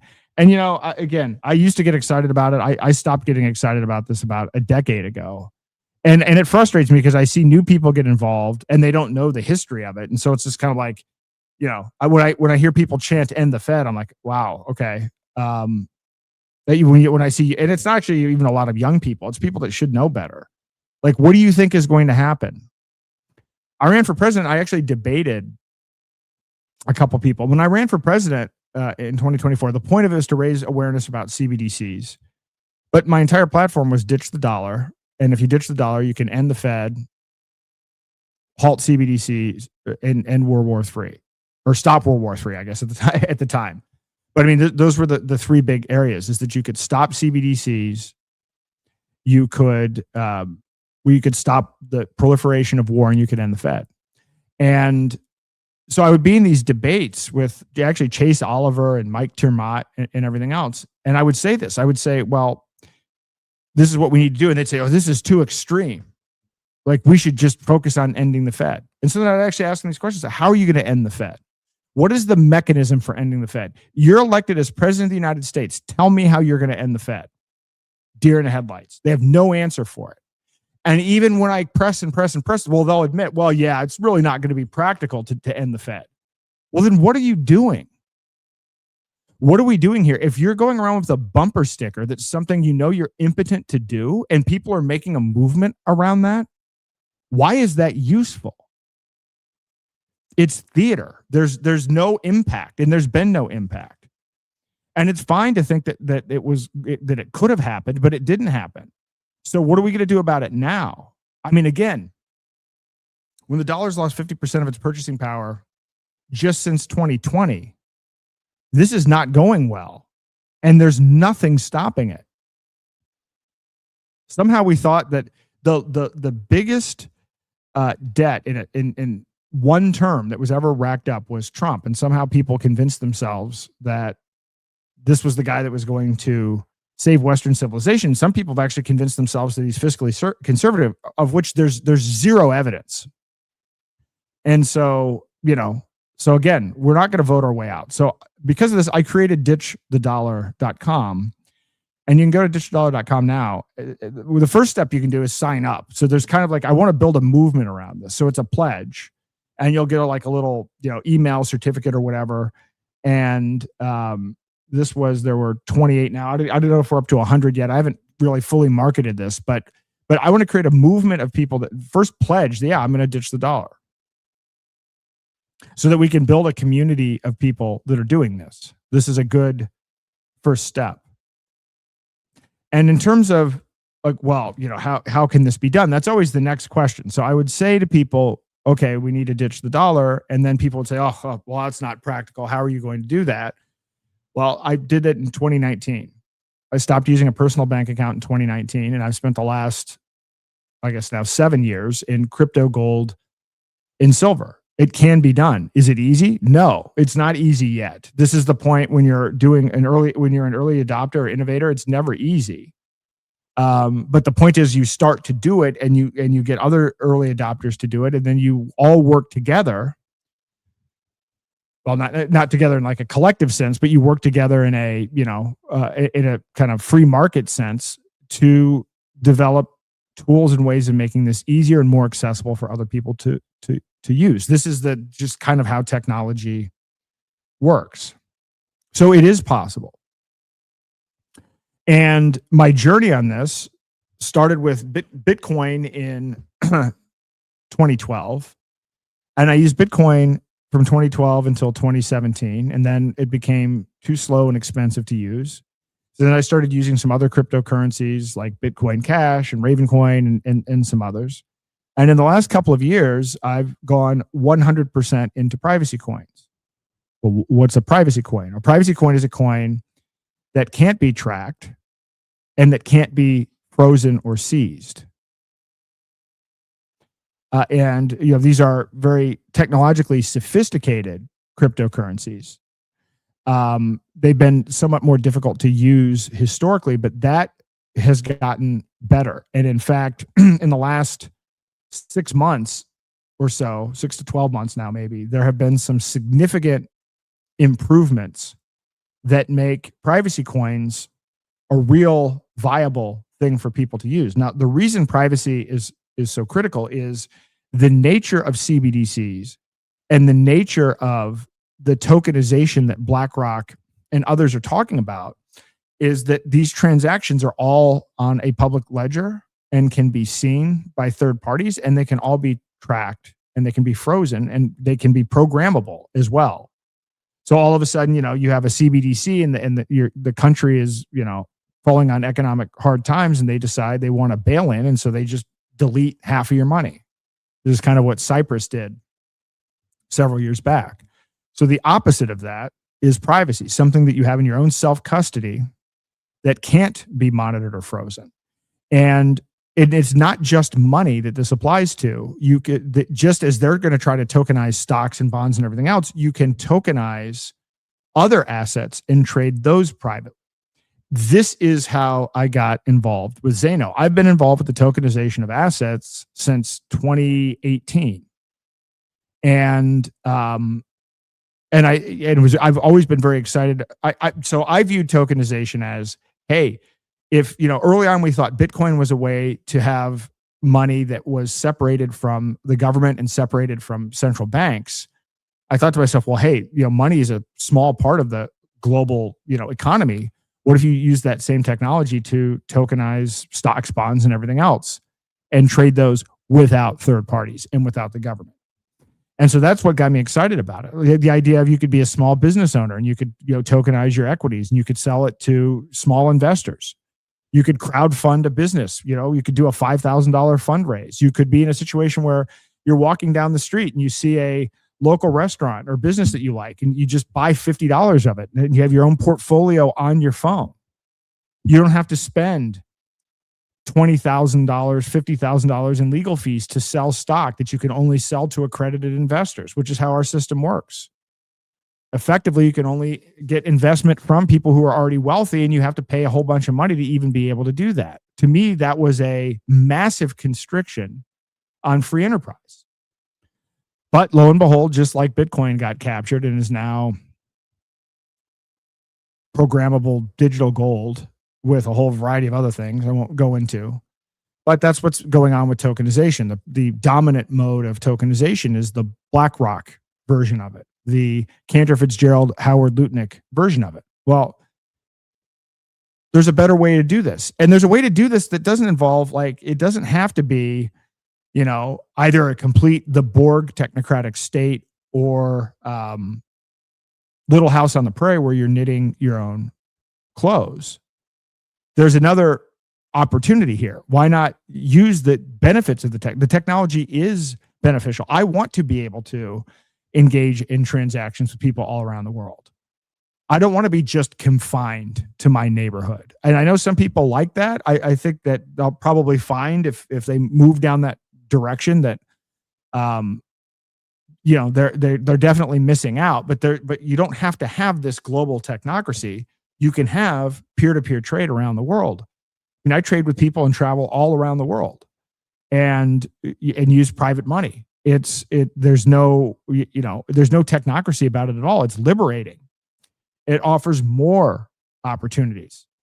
And so that's how I got into Bitcoin, because Bitcoin, you can tokenize other assets, and it could be stocks. Some of the examples, Freedom Dollar is an example of a token created on Zano. What's Freedom Dollar? Freedom Dollar is a privacy stablecoin, and it's not backed by U.S. Treasuries. It's called an algorithmic stablecoin. I won't go into all the mechanics of it here, but essentially it's a cryptocurrency that's pegged to the price of the dollar. So one Freedom Dollar, FUSD, equals $1. So you get to price things in dollars, but you're not funding all of the war and all of the genocide and all of the other things that I discussed, because it's not backed by U.S. Treasuries. That is a type of token that's been created on Zano. Zano is also being used to tokenize and make other transparent blockchains private.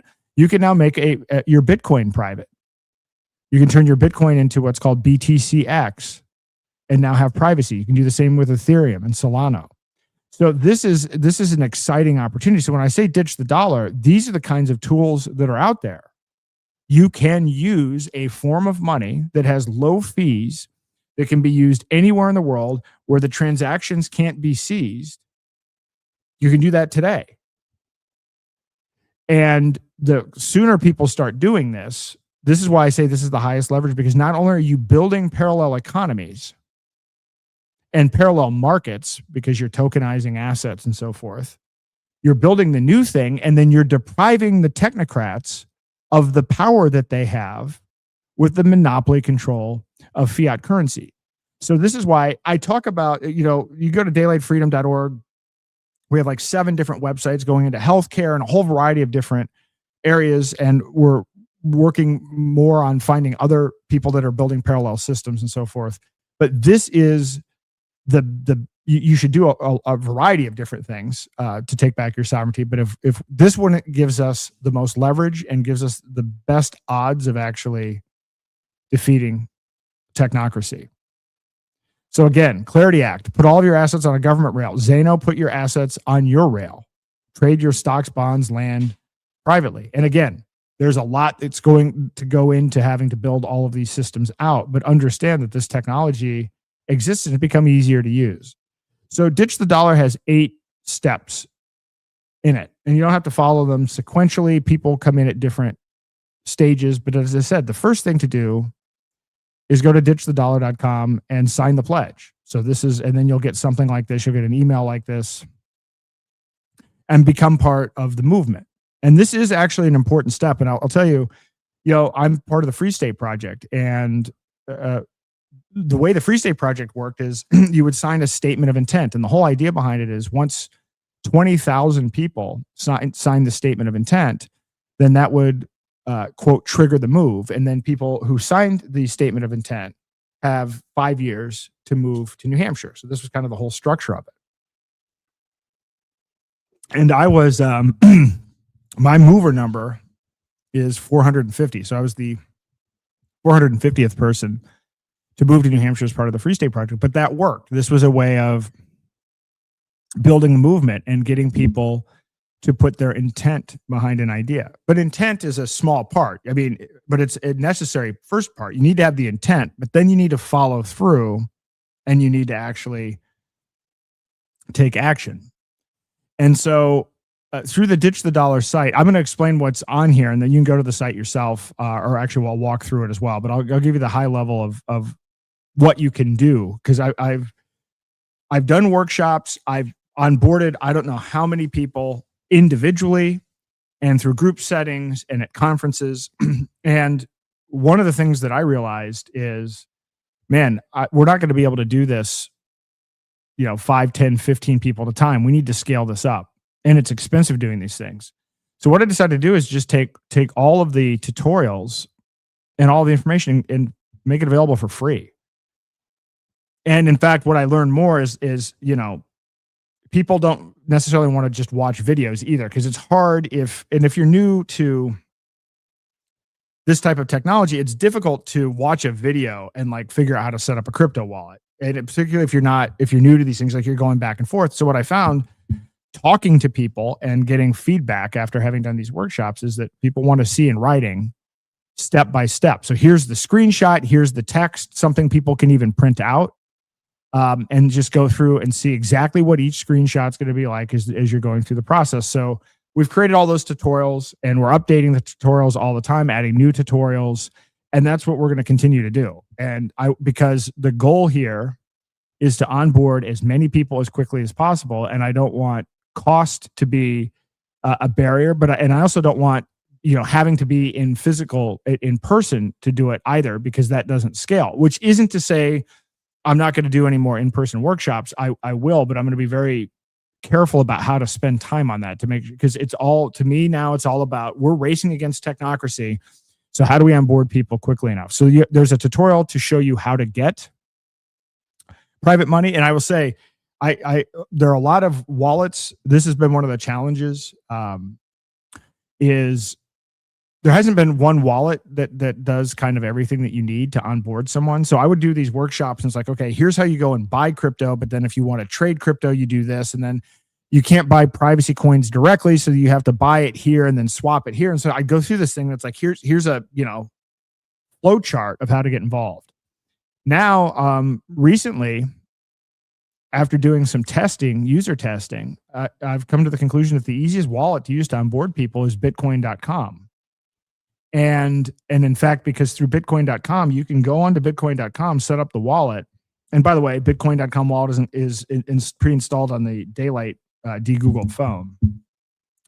But you can buy crypto right from within the wallet. It is KYC. There's no way around that if you're buying your first crypto, but it's actually light KYC compared to, I mean, I haven't had an exchange account for a long time, but I did at one point, and then I've pointed other people to exchanges, and now it's like it takes a long time to get verified. Like it can take weeks to get verified, and there can be kickbacks and issues back and forth, and you have to provide biometric information and everything else. This is actually pretty quick. I mean, within like 15 minutes through the Bitcoin.com wallet. So this is for people that have no crypto. You can get your private crypto, and it's just a screenshot of the. I'm not going to go through all aspects of the tutorial, but this is kind of the first part. I mean, here's your sign up page. Enter your email. Pick which wallet you want. And Bitcoin.com has Zano and Freedom Dollar and BTCX, which is that private version of Bitcoin, all within the wallet. So the benefit of this is it's a multi-asset wallet. So you can have other cryptocurrencies, but you can also have these privacy coins all within one wallet, which is very convenient for people. So you can see the different cryptocurrencies that are available through Bitcoin.com. And then it shows you how to create a wallet. And it's very user-friendly. So the Bitcoin.com wallet was one of the first major Bitcoin wallets. I mean, I think I read that they've had something like 50 million downloads since inception. So this is like probably the most battle-tested wallet out there. And the whole emphasis of it has been onboarding new people. So they've actually worked out a lot of the kinks just out of experience of having so many different people over the years use this as a tool to get onboarded. So, I'm just showing you some of the screenshots, but that's basically it. I'm describing what's in the tutorials, but you can buy crypto through the Bitcoin.com wallet. You can exchange that crypto that you've purchased for privacy coins right within the wallet. So you don't have to use an exchange. You buy Bitcoin or buy USDC or whatever, and you can swap it for a privacy coin right within the wallet. And then there are other things that you can do and I need to actually update the tutorials. I've just learned that, I'll get to that in a second, but so we have tutorials for Bitcoin.com. We also have tutorials for Edge Wallet and Cake Wallet, as well as the Zano native wallet. So we have tutorials for all of them, and I like all of these wallets, and I like the people involved in all of them. So Cake Wallet was the first actually to add Zano, and it's a great privacy-focused wallet, and Edge Wallet is also another great multi-asset wallet. And I use them all, but this, as it stands today, the Bitcoin.com wallet actually can do everything. And for somebody new getting on board, it's a kind of a one-stop shop. And I will tell you, when I would do these workshops, I would have to go through and onboard people to 2 different wallets. And I can tell you that is a massive barrier. So I'll get to some of the other things that you can do with the Bitcoin.com wallet that I just learned about. But then, you can spend these things anywhere. So again, I live on crypto. And one of the things that I've been using lately is a Zbeck debit card. And so this is something that I have, you can have on your phone, and you can use it tap to pay anywhere that MasterCard is accepted. And in the past, you had to use the Zano wallet because you would connect to Zbeck through the browser on the wallet, and then you would just load the funds right then and there. But I've just learned that Bitcoin.com has added that. So now you can actually use your Bitcoin.com wallet and connect to Zbeck and top up your card. Now, if you've never done this before, maybe you don't understand what top up is. I've used, I don't know how many crypto debit cards in the past, and usually that you have to wait. Like if you go and it's like, all right, I'm going to put some crypto on a card so that I can spend it. Sometimes it can take hours or longer if there's some kind of hiccup to actually have access to the funds. It's instant with this. So you can only load $1,000 at a time, but you can load $1,000, multiple times in a row. It's not, you're not like confined to that as a minimum, but it's instantaneous. And so this is a huge deal for usability. So I have been able to travel internationally with this. I mean, literally, it's at this point in time, it's my primary go-to. I try to obviously purchase things directly and do peer-to-peer whenever I can, and that's an increasing component of it. But sometimes you have to use something like a debit card as an intermediary, and this is great. So we've traveled to Mexico and used this. We're going to be going to Amsterdam in September, and I've had no issues. You can't do recurring transactions with it, and the other, and it's not this isn't a barrier. But if you're going to go buy gas, you actually have to go in to the gas station and prepay, because however gas stations work, they do this pre-authorization thing or whatever it is, that doesn't work with ZBAC, but you can still buy gas. You just have to go inside. But otherwise, literally, I can do everything with this ZBAC card. And now that's something that can be done directly within the Bitcoin.com wallet. Let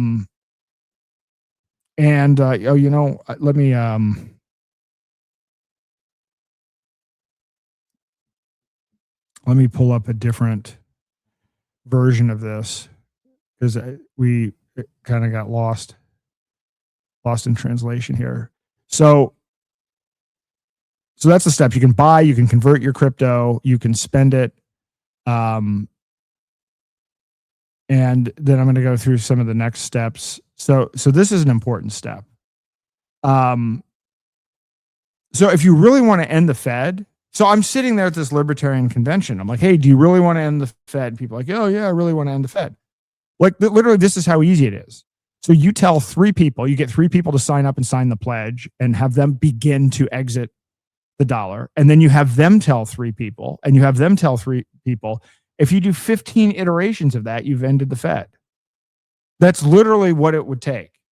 This is what's frustrating about this, because you see people talking about, politics, and we've got to do this, and we've got to do this. And somehow if we could just win these elections.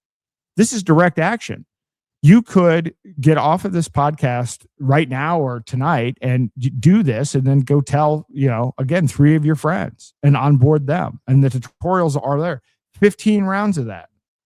By round 15, that's like 14 million people. You don't even actually need 14 million people. I mean, the dollar is literally collapsing in front of us. Banks don't have any money. I mean, you probably already know this, but banks have almost no cash on hand. They're not required to even have reserves anymore. It used to be that we had a fractional reserve banking system where the banks were required to hold 10% of customer deposits in reserve. Thanks to the CARES Act in 2020, that is wiped off. So you will find that if you go, you're going to run into a bunch of different problems. If you want to take out $10,000 or more, you've got to fill out paperwork anyway. And there's a suspicious activity report, and then the Treasury gets notified. But increasingly, banks simply don't have the cash. So they're going to inquire, they're going to ask you all of these questions on the know your customer laws. And in some cases, you may have to set up an appointment in advance because they don't have the cash on hand. This is literally the case. I haven't figured out the right way to describe this. I mean, it probably will not be a long form podcast. Maybe I'll do a music video or a structured ad in under 5 minutes, but to explain to people how money works. Because, Henry Ford was right. If people truly knew how the banking system works, there would be rioting in the streets tomorrow. I mean, he said something roughly along those lines, and it's absolutely true. They print it out of thin air, give it to a third party, allow them to control interest rates, and basically, control and manipulate the economy, forcing people to default. Then they steal the hard assets that people bought using the money when they default. And all this is funded by debt that is used predominantly for war and entitlement programs that are Ponzi's and rank with fraud. This is it's insane how bad this is. So this is why I want to get a movement around this, the ditch the dollar movement, get people to sign the pledge. I mean, it may sound like, the pledges don't mean much. Again, putting your intent behind something is only part of the battle. The action is the most important part. But once you start, if we build a movement around this, 100 people turns into 1,000 people, turns into 10,000 people that now understand what I've said here, that understand what money is. and how it's used, and that there's an alternative. Man, I'll tell you, it doesn't take much. It doesn't take much to completely upend the system. That's what is so frustrating about it. It isn't like this big, insurmountable thing. It just requires a little bit of knowledge and a little bit of action. I mean, I'm not suggesting that you have to do what I did, which is I just decided, like kind of longer story, but 2018, I'm like, I'm done with politics. I've seen how this works. I did the Senate thing. I realized people will not step out of their comfort zone. People will absolutely abandon their principle the minute they get political power. I've never seen it go the other way. I mean, you can say there are people like, Massey or so on and so forth, but they haven't actually gotten political power, right? They've gotten elected, but then they've really only been in a position for the most part to grandstand. And then when they do something like release the Epstein files, they get taken out. I think that's the message there. But I've never seen anybody achieve and maintain political power where they didn't become corrupted. And so I'm like, all right, I'm out of that. And in fact, what I started to do was to go down this pathway of, first not using a bank account and then exploring tokenization. So I've been working on the conceptually parallel systems now for 7 or 8 years.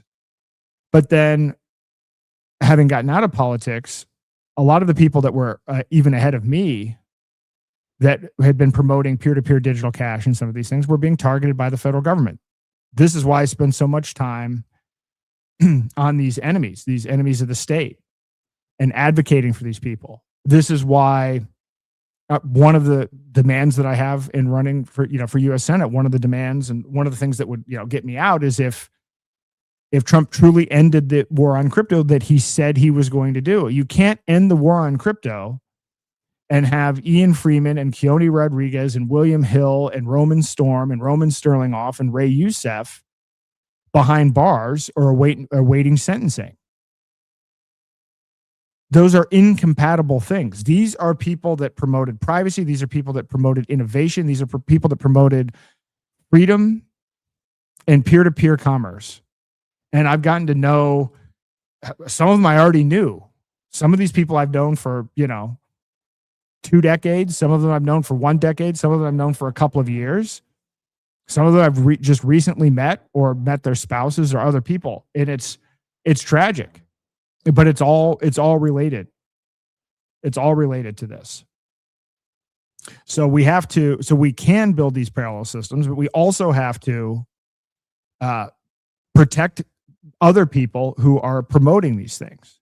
So, in a perfect world, these guys get pardoned or whatever and things move on. And then, I think I would probably form a super PAC to gum up the works on the technocracy front, teach people how to use the legal system to go pro se, to jam up the system, and to continue to use a multimodal approach to making sure that because we're going to have more prisoners of war, and it's not just going to be crypto. This is going to be I'm going to continue. I don't want to do, it's really hard. Like it's draining working on advocacy on this because of how heartbreaking it is when you see what the government is doing to these people. And this is part of why I try to draw the parallels and explain what are the commonalities here so that people begin to understand this isn't an isolated incident. And in fact, these are not criminals. These are people that are the opposite of criminals. And this is happening to them. And so you might think, well, if it's one person, it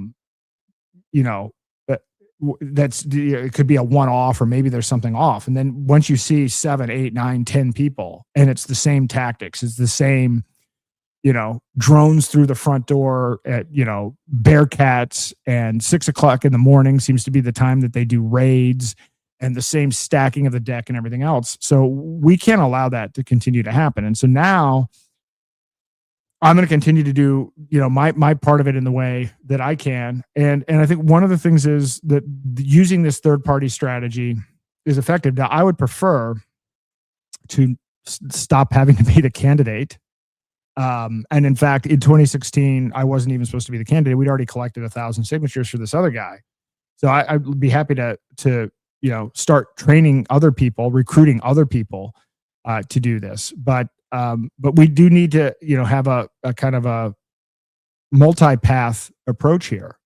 And then you have, people like Lynn Ulbricht, who's going around with Mothers Against Cruel Sentencing, continuing to advocate, and no one's better in the world at getting the word out in an authentic way than Lynn. And then you have enemies of the state, and I've I've talked about the events, and I thought the last event was just phenomenal. But I'm involved with those guys, and they're scaling up that effort. Dan O'Neill and Chris Fox, there's a whole team there, and they're scaling this up. They're going to be, continuing to do this. So I think in the future you're going to see more events, because I think it's part of it. I think you need the advocacy, you need awareness. You have things like throwing these events and these parties, but where it's a way to amplify the voice. And then there's the legal front of it. We've got to be sophisticated, but I think we can use our tools against them. If I could say anything, it's about this third-party race. You can change the outcome of a $131 million race with less than $5,000. We have to stop thinking about it as we're going to come in and we're going to fix things through government or control one of the parties. The point isn't to control one of the parties. The point is to logjam the thing, so that we have time to build parallel systems and to build networks of people and organizations that will defend other people who are building parallel systems. So I'm excited about that. And more to come on that. But first things first with the lawsuit and the Senate race. And then the other thing that number 5 out of 8 is understand the fight.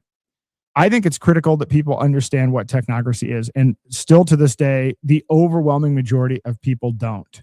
This is why I created technocracyatlas.com. And I really do encourage you to go there. And I'm going to be developing and spending a lot of additional resources on Technocracy Atlas, so that there's going to be more information you're going to be able to get. And it's all going to be personalized to you based on where you live. I spent a lot of time talking in recent years about conceptually who the technocrats are, and so everybody's like, well, is it this group, is it that group, and we know what the groups are. It's not one particular, it's not like an ethnic group or anything, but we know it's like the Trilateral Commission is has 400 or so members, and it's a changing network, but we know who the basic networks are and everything else. Well, we really don't need to learn anymore. Like we can learn more about the depths of the levels of it. But I mean, do you need to, it doesn't matter how many children, Epstein trafficked, enough to realize the type of thing that is going on, the way power and money actually works, enough that we need to stop it. And we need to build alternatives. But I think what will wake people up the most isn't necessarily going deeper into putting together all the pieces, which is valuable work and needs to be done, but it's to take this information and make it relevant to people. So, if you live in Ohio, what data centers are planned for you? How much? I talked to Craig Wenkowitz a couple weeks ago, and he actually said to me that people in Ohio are just learning that John Kasich, when he was governor, gave away just billions of dollars of tax credits going all the way forward to like 2065 to big tech companies. And no one even knew about it. Somehow this snuck through, and now people are sitting here looking at this. And Ohio has, all of these data centers and all of this stuff, and it's not creating any jobs, but it's all subsidized by the taxpayer. That's the issue with it. And again, I'm a free market guy, but I'm going to tell you that these data centers are overwhelmingly not free market, which isn't to say that you couldn't have a data center that is free market. I'm still looking for them, because so far they are overwhelmingly based on government policy, Trump policy and everything else.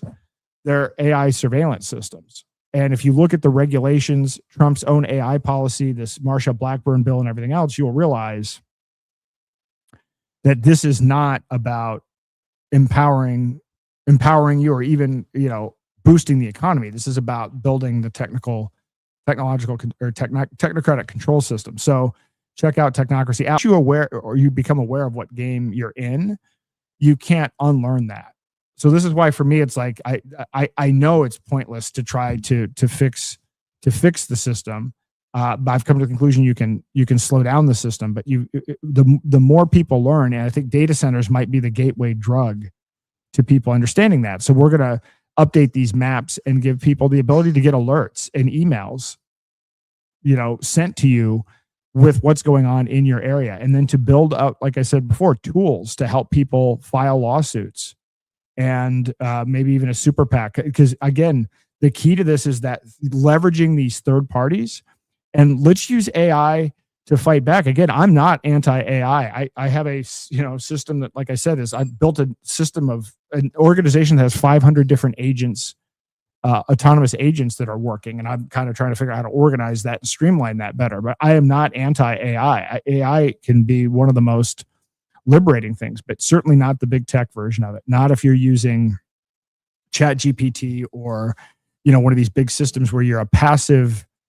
consumer of what the output is. The best value out of AI is using AI to train on your data where you define the parameters. It is a complete difference in kind of yin yang here, whether you're controlling the AI and using the AI to do what you want, or whether you are being controlled by the AI. Just like digital currencies aren't bad. Digital currency can be a mechanism for the state to completely control all of your behavior, or it can be, in the case of Zano and Freedom Dollar, a way to spread economic freedom and privacy around the world. So the generic concept of AI isn't bad, or digital currencies. Unfortunately, but the technocratic version of these things is a threat to free will itself. The sixth step is begin to start accepting these cryptocurrencies. And again, as I'm explaining these steps on the ditchthe-dollar.com website, each of these steps has tutorials along with it. And I went through briefly the first tutorial for just setting up a Bitcoin.com wallet, but every week, or I don't know if it's going to be every week, but I'm going to go through each of these 8 individually, and it'll be like a mini segment. But you can accept Freedom Dollar and Zano and start earning in cryptocurrency. And that's the best way to do it. I mean, yes, you can buy it through exchanges and go through everything else, but start earning it. If you have a website or products or services, get paid directly in these things. And on a self-serving basis, if I'll give you an example. Day2026.com, my campaign, I don't have a bank account. I don't have a personal bank account. I don't have a bank account for the political campaign. It is 100% crypto based. And I'm using something called Coin Donor to receive payments. And then I built a whole system around it so that it handles all the reporting and it's compliant with all of the stuff. It's pushing the boundaries of it. But I started taking cryptocurrency for political campaigns and super PACs in 2014. And so I can use Coin Donor to do this. I also use Coin Donor at daylightfreedom.org to take donations. It's a 501c3. We also don't have a bank account. But you can use these things for your business. If you are fundraising, you can use Coin Donor. You can use something called AnyCoin as a point of sale system. So if you have a WordPress site and you want to be able to add on the ability to take cryptocurrency, you can use AnyCoin. It's free. I've used it. In fact, I created a version. I created something like it that was kind of a little bit buggy, and then somebody else came along and built a better version of it. So I stopped using the one I created and started using AnyCoin, which I'll be relaunching. I had a store at theaarondayshow.com, which I'm going to put back up, but it works. And then Bitcoin.com has some merchant tools as well that, to be honest, I haven't delved into yet. So there will be more tutorials and more things coming down the line on that front as well. But I really encourage that. That is the way that this works. You've got to switch your mindset from I'm earning in fiat and then I'm buying, these digital assets and then I hope they go up to, it's a currency to be used as a currency. So if you start thinking about it as how can I earn in these alternative currencies, and then how can I build a network, and how can I find other merchants that I can trade with that are using these things? This is how you get resilience, and this is how you cut off the dependency on government and fiat currency, which is the number one way out. I mean, again, you can protest all you want, but at the end of the day, we need an alternative. And so that's what we've got to build. And the 7th step is the daylight phone itself. Again, I'm shilling this because this is the fastest way from my own experience of onboarding people. Because, once you start onboarding, so now once I've onboarded somebody to a crypto wallet, then the question becomes, well, but can they track my wallet? Can they track, so then it's like, well, all right, then you need a VPN. So it's like, okay, well, then there's vp.net. And then you go on to the next level. It's like, well, what about, my communications and my cell phone traffic? Are they trafficking that? It's like, okay, well, you need a de-Googled phone. And then you can use something like, I think it's called Silent Link or whatever that I used here to that I could buy with Monero. Hopefully we can get Silent Link to accept Zano and Freedom Dollar as well. But you can get a SIM card for your de-Googled phone, and you can use a privacy coin to buy that. Well, then once you get down through the list of it, it's like, okay, now there are like, 50 apps on here or more that replace things that you use big tech for. And I'm learning more and more about the phone all the time, about some of the other apps and some of the things that you can do with it. And I'm going to be sharing that as well on the podcast, like little snippets every week so that you can learn more of that. So anyway, at the time I did this presentation, we had 36 people had pledged. But this is how we end the Fed. We end the Fed by people starting to pledge and then people beginning to make the actual steps to stop using the dollar. And there isn't an excuse. It is possible. Anybody can do it at this point. The Bitcoin.com wallet is a big accelerant, actually. And like I said, I just learned actually yesterday about the ZBEC thing and now some of these other tools. And so now like I'm going to go even more down the rabbit hole. I recommend having multiple wallets, but the fact that you can have one thing that you can use to buy, swap, make payments, interact with through a web browser to other apps, and even use merchant tools that are integrated, that is a big deal because we're at a point right now where, look, the hardcore people that are in crypto are in crypto. And I go to a lot of these crypto conferences. It's hard to get people to switch. A lot of people are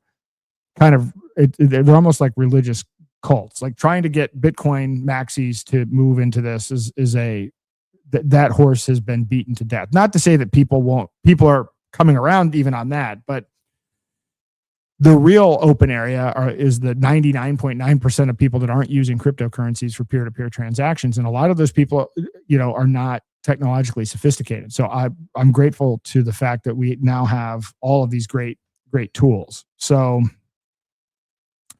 anyway, with that is, where are we? Oh, we're only about 2 hours and 15 minutes in. So this is a relatively short podcast. I'm happy to open this up if anyone wants to join the Q&A. If not, certainly no issues here because I've got quite a bit to do. But if you want to come in, if you want to talk about anything, you want to talk about ditch the dollar, you want to talk about the Senate campaign, the crypto prisoners of war, technocracy, any topic, you are welcome to come on. And I'll say the Q&A that we've done here, I've gotten a lot of ideas from the Q&A, including the Technocracy Atlas, the new kind of formulation of it, and a lot of other things have come from the podcast and from not just a Q&A, but more it's a discussion. It's kind of an open discussion. And so we've got some good people that always come on that have a lot of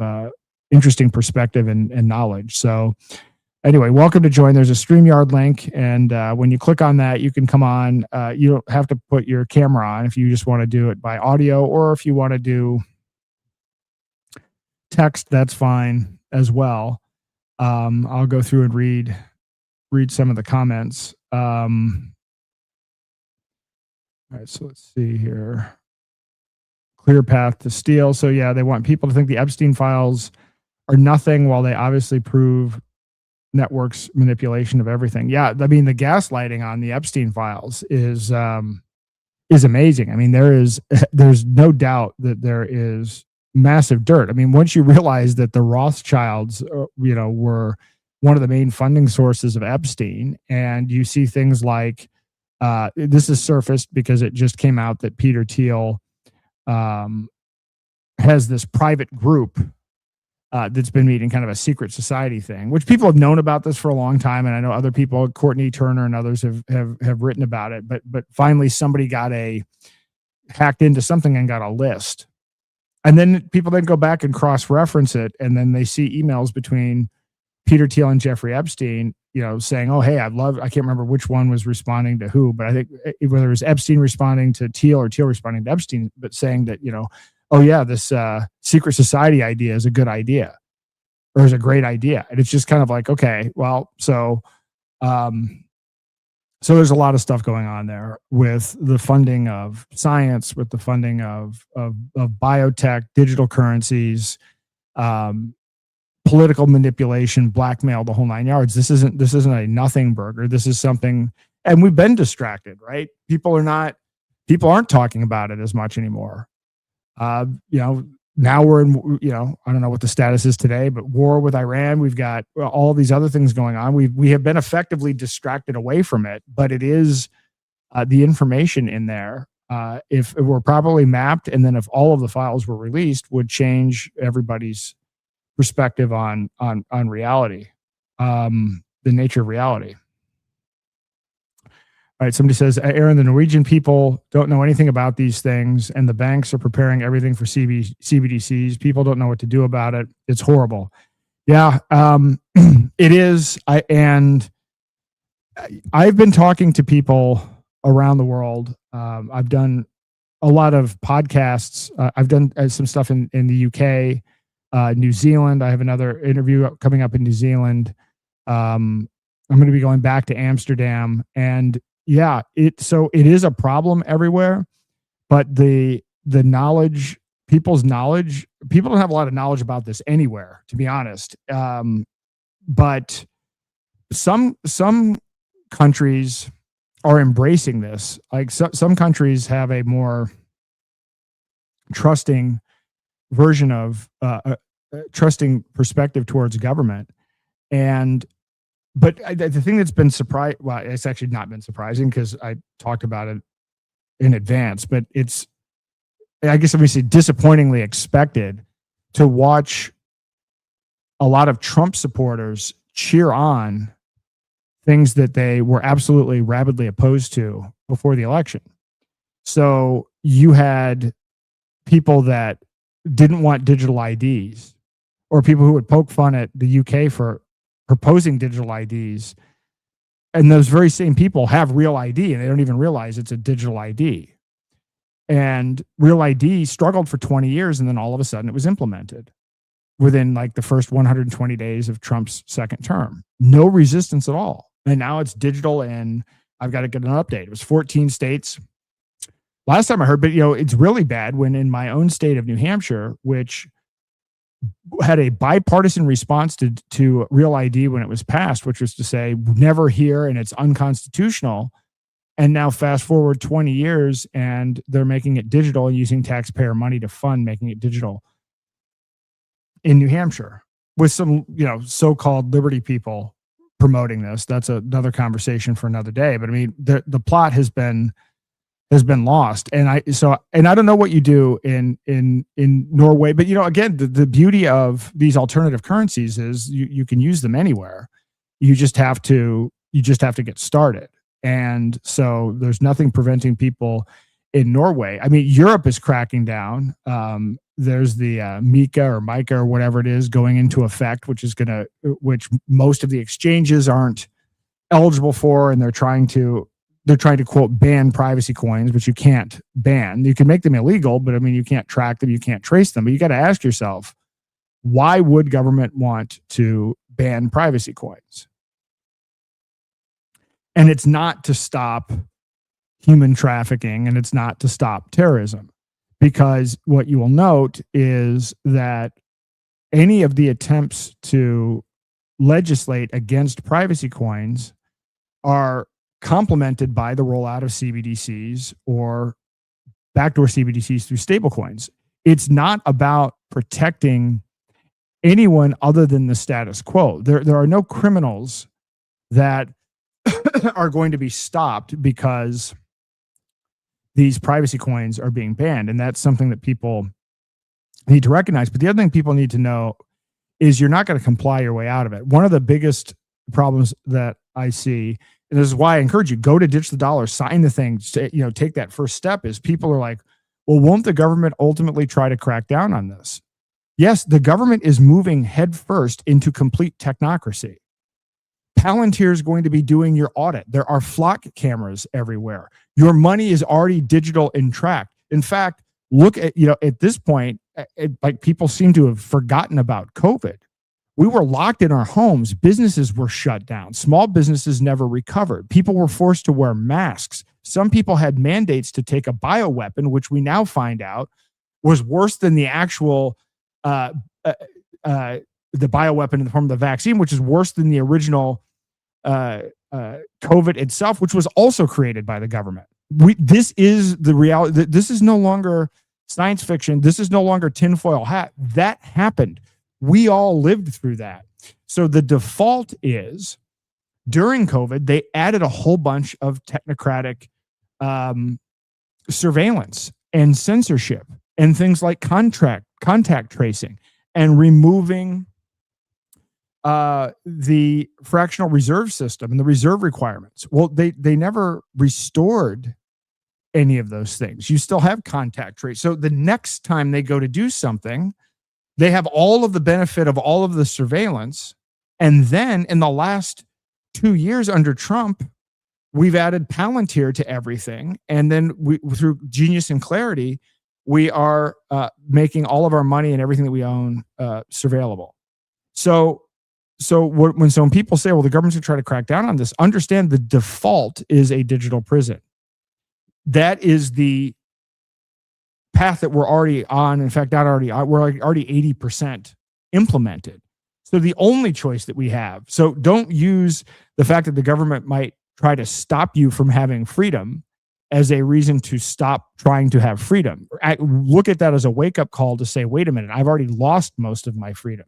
You've already lost more than you have left. You probably just don't realize it yet.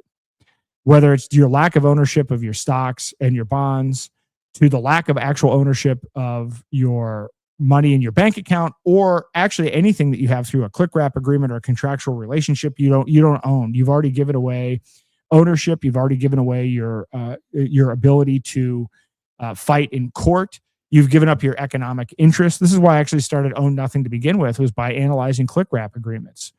People don't read these things. We sign 200 of them a year. If you did read them, you'd realize, wait a minute, what am I sitting here worried about? I'm worried about I'm going to lose something. I've already lost something. I don't realize it. Now the question is there enough of a window for me to get into a parallel system? Or are you going to be one of these people that's sitting there when they come with the next, Operation Warp Speed 2, and they tell you, oh, I'm sorry, we had an economic collapse.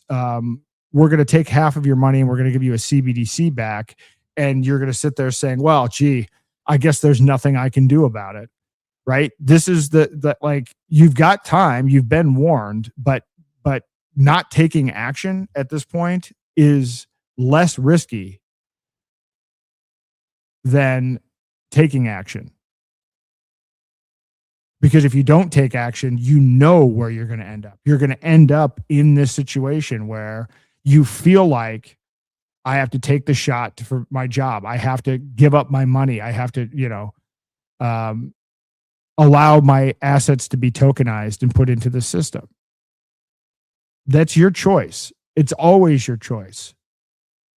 Complying with COVID was everybody's choice. People say, well, I might lose my job.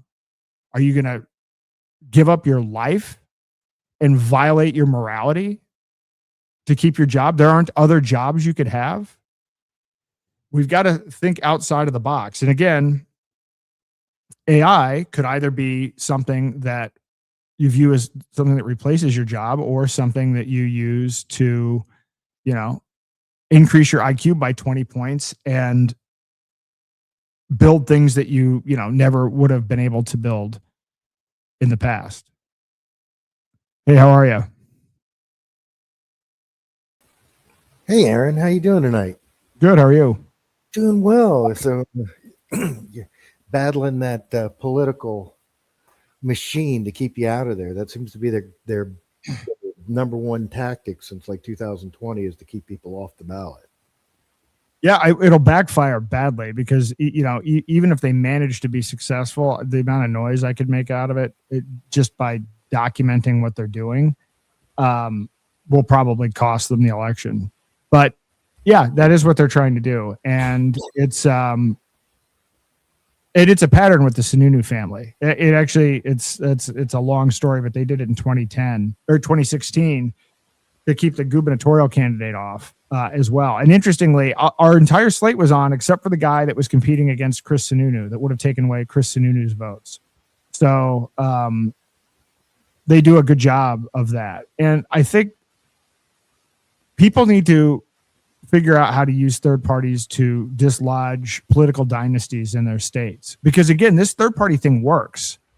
And that's what's scary about it to them. Like, I think to both parties is when you realized if, for less than $5,000, you can determine the outcome of a $131 million race.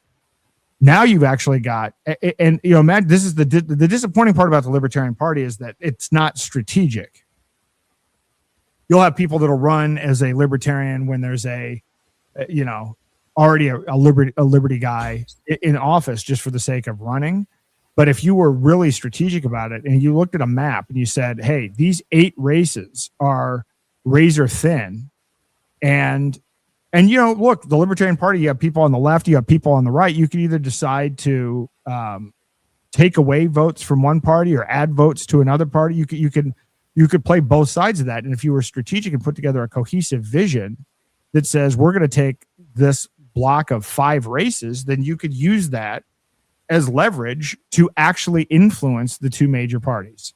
But it doesn't work like that. That's not, unfortunately, I've been thinking about this a lot. You look at the Libertarian Party, it's like, well, anybody can join. Well, if then anybody joins and then anybody can vote on the bylaws, then there's the problem with these parties is there's no mechanism to enforce the platform. And if you are an organization that started with an ideology, there's no way to enforce that ideology based on the way that they structure themselves. So you could take over the Libertarian Party for $50,000 to $100,000.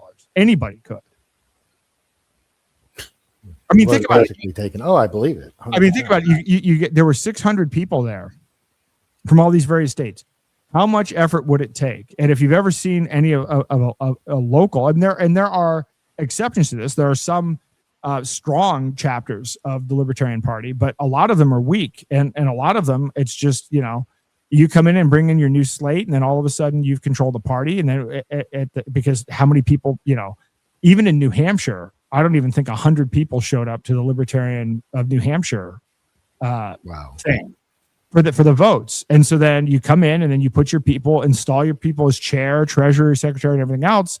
Well, then who are you going to recruit? Well, you're going to recruit the kind of people you want to recruit. So you could be a technocratic psychopath, and then that's the lens by which you're bringing people into the Libertarian Party, or you could be a woke communist, and you could bring in people from that angle. Well, if you were organized about that across a bulk of different states, then all of a sudden you find yourself at a convention where nobody's a libertarian, like ideologically, and then the whole thing devolves into like a circus. And so, anyway, that's why I want to separate the libertarian philosophy from the Libertarian Party, but that is a big challenge. That's a challenge with any of these things. And one of the things I learned when I was involved politically, when we'd get involved, one of the first things we'd do is, we would take over organizations. I took over a bunch of different organizations. One of the first things we do is we'd modify the bylaws to get rid of the autism that creeps into these things, where it's like,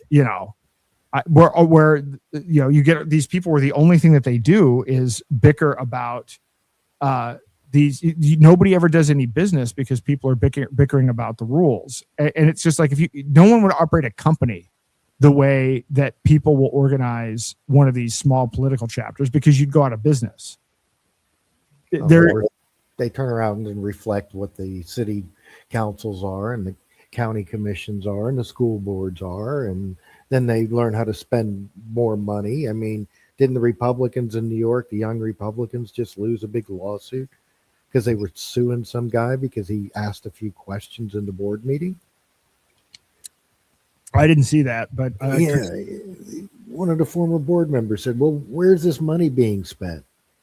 So they kicked him off the board and sued him for five. I think what it was, I just read it. Sued him for $5 million, and then he made a podcast making fun of the lawsuit, so they tacked on another $1 million Well, for the that's, podcast. that sounds par for the course. And then you know exactly what you're talking about. What have the Democratic Socialists just done in New York? That they got three communists beat out friggin' Democrats, long-term Democrats in some cases. Yep. It's scary to me. And of course, the opposition to that is getting more and more authoritarian as it is. What's the opposition? Oh, well, we're going to have to track everything and everybody and all the databases all put together. And then ICE can use them and the FBI can use them. The only thing that they're doing, we are getting our guns back. And that's kind of counterintuitive, isn't it? Yeah. So that's the one thing. So that's almost like they want to ratchet up the violence. Yeah, because who cares if you have a gun if they have robots and drones? Bingo. I mean, so we'll sit there and say, well, yeah, they're gonna have to take my gun. Have you seen the latest? Turn off your water and turn off your electricity and wait 3 days. Yeah, exactly.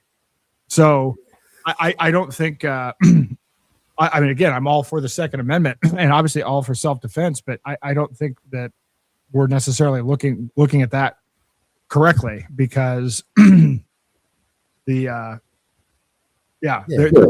to be able to use technology and surveillance that our guns aren't even going to be all that useful against. Oh, 100%. We already have it. And, I keep saying the real disclosure is energy, is high electromagnetic physics. Yep. This joke of a disclosure movie that was it Spielberg's movie? Yeah, we went and saw it just Really? well, just to see what the predictive programming is. And Was Hal Puthoff and Eric Davis in there? No. Oh, okay. Because they often see them talking about, the two guys that actually build UFOs and have been for decades for the Black Op projects out there. Well, there could be aliens or there could not be aliens. I don't know. Yeah. No, it was trying to cast the idea that they're benevolent aliens, which is an interesting twist. And it was not a very well done movie. I guess Spielberg is just kind of, after a while you look, at some point it was really underwhelming. I was expecting, look, when Project Bluebeam hits, I'm expecting to be entertained. And it's like he was way ahead of the curve back in the day, but now it's just kind of like, this is a movie you could have made in the 1980s. Yeah, I get that.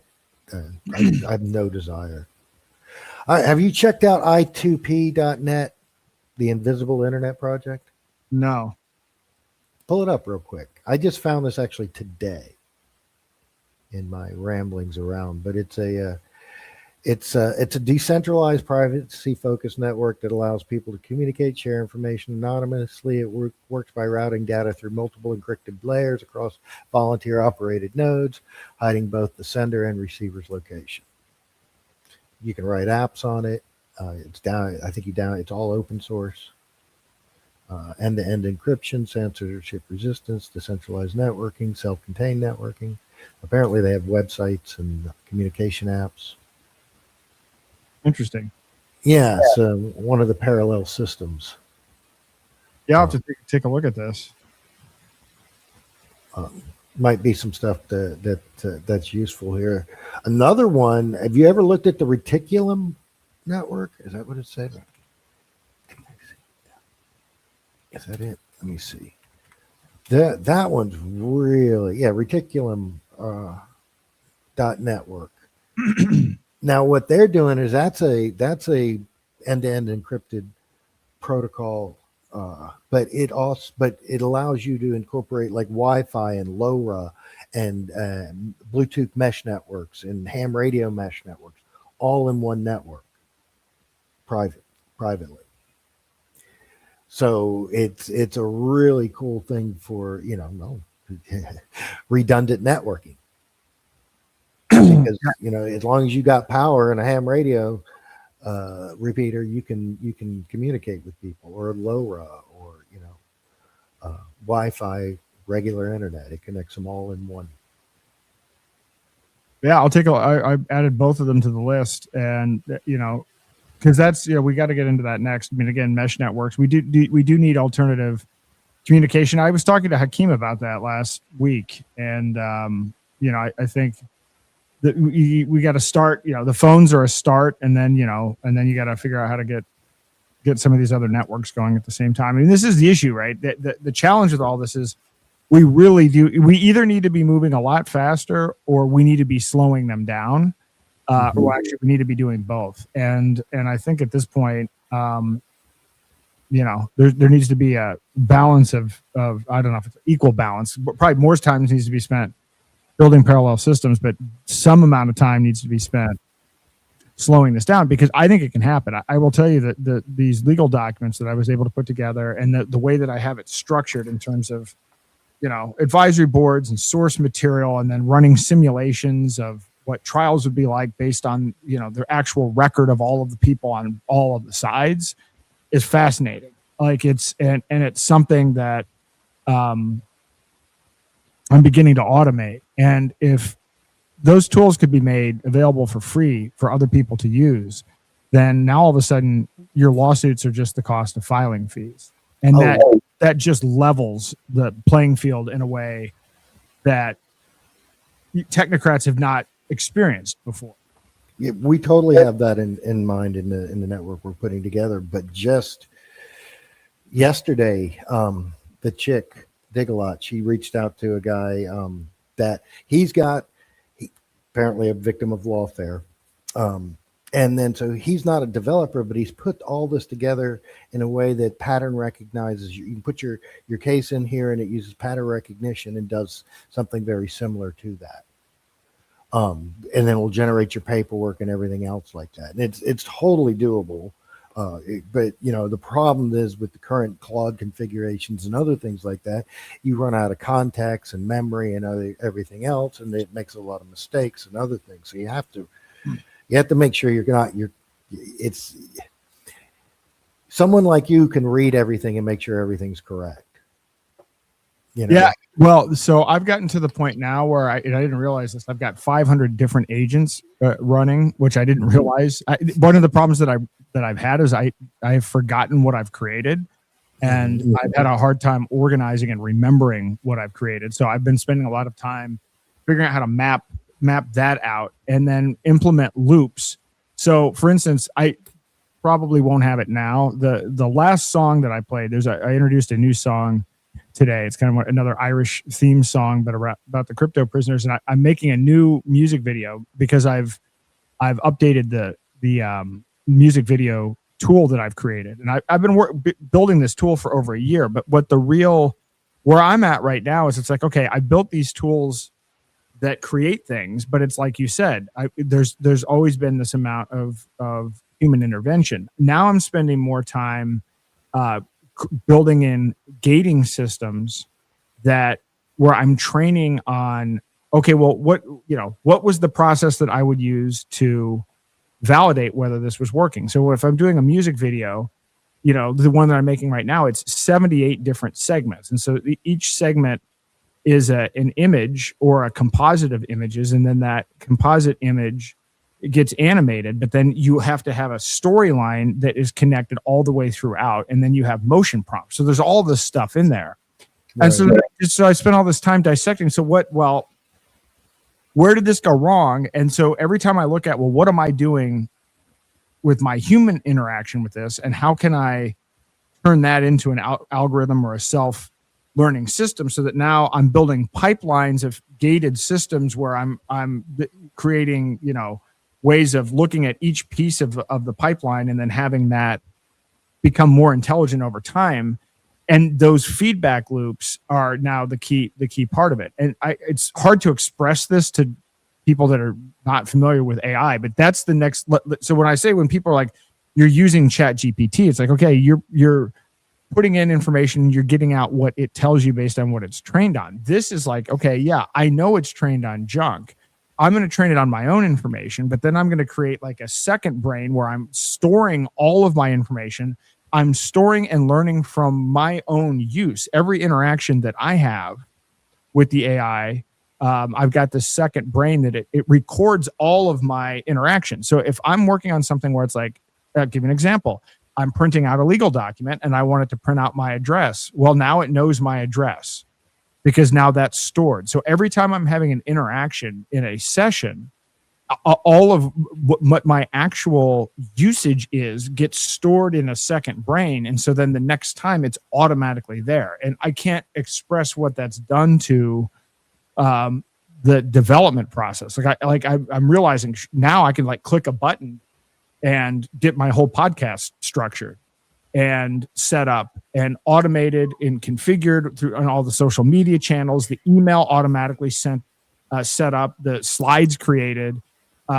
It's taken a long time to get to that, but now I'm connecting different pieces and different agents that I've created in different ways. And it's like, wow, it's incredibly powerful. But you're right. If you would have if you were doing legal documents and you had a minimal context window with nothing saved, and you weren't downloading the primary source material, and you didn't have an editing loop, and then you weren't running simulations, you'd have a hard time. But that process can be learning it, learning it and making that available to other people so that they don't have to do it is, I think, part of it.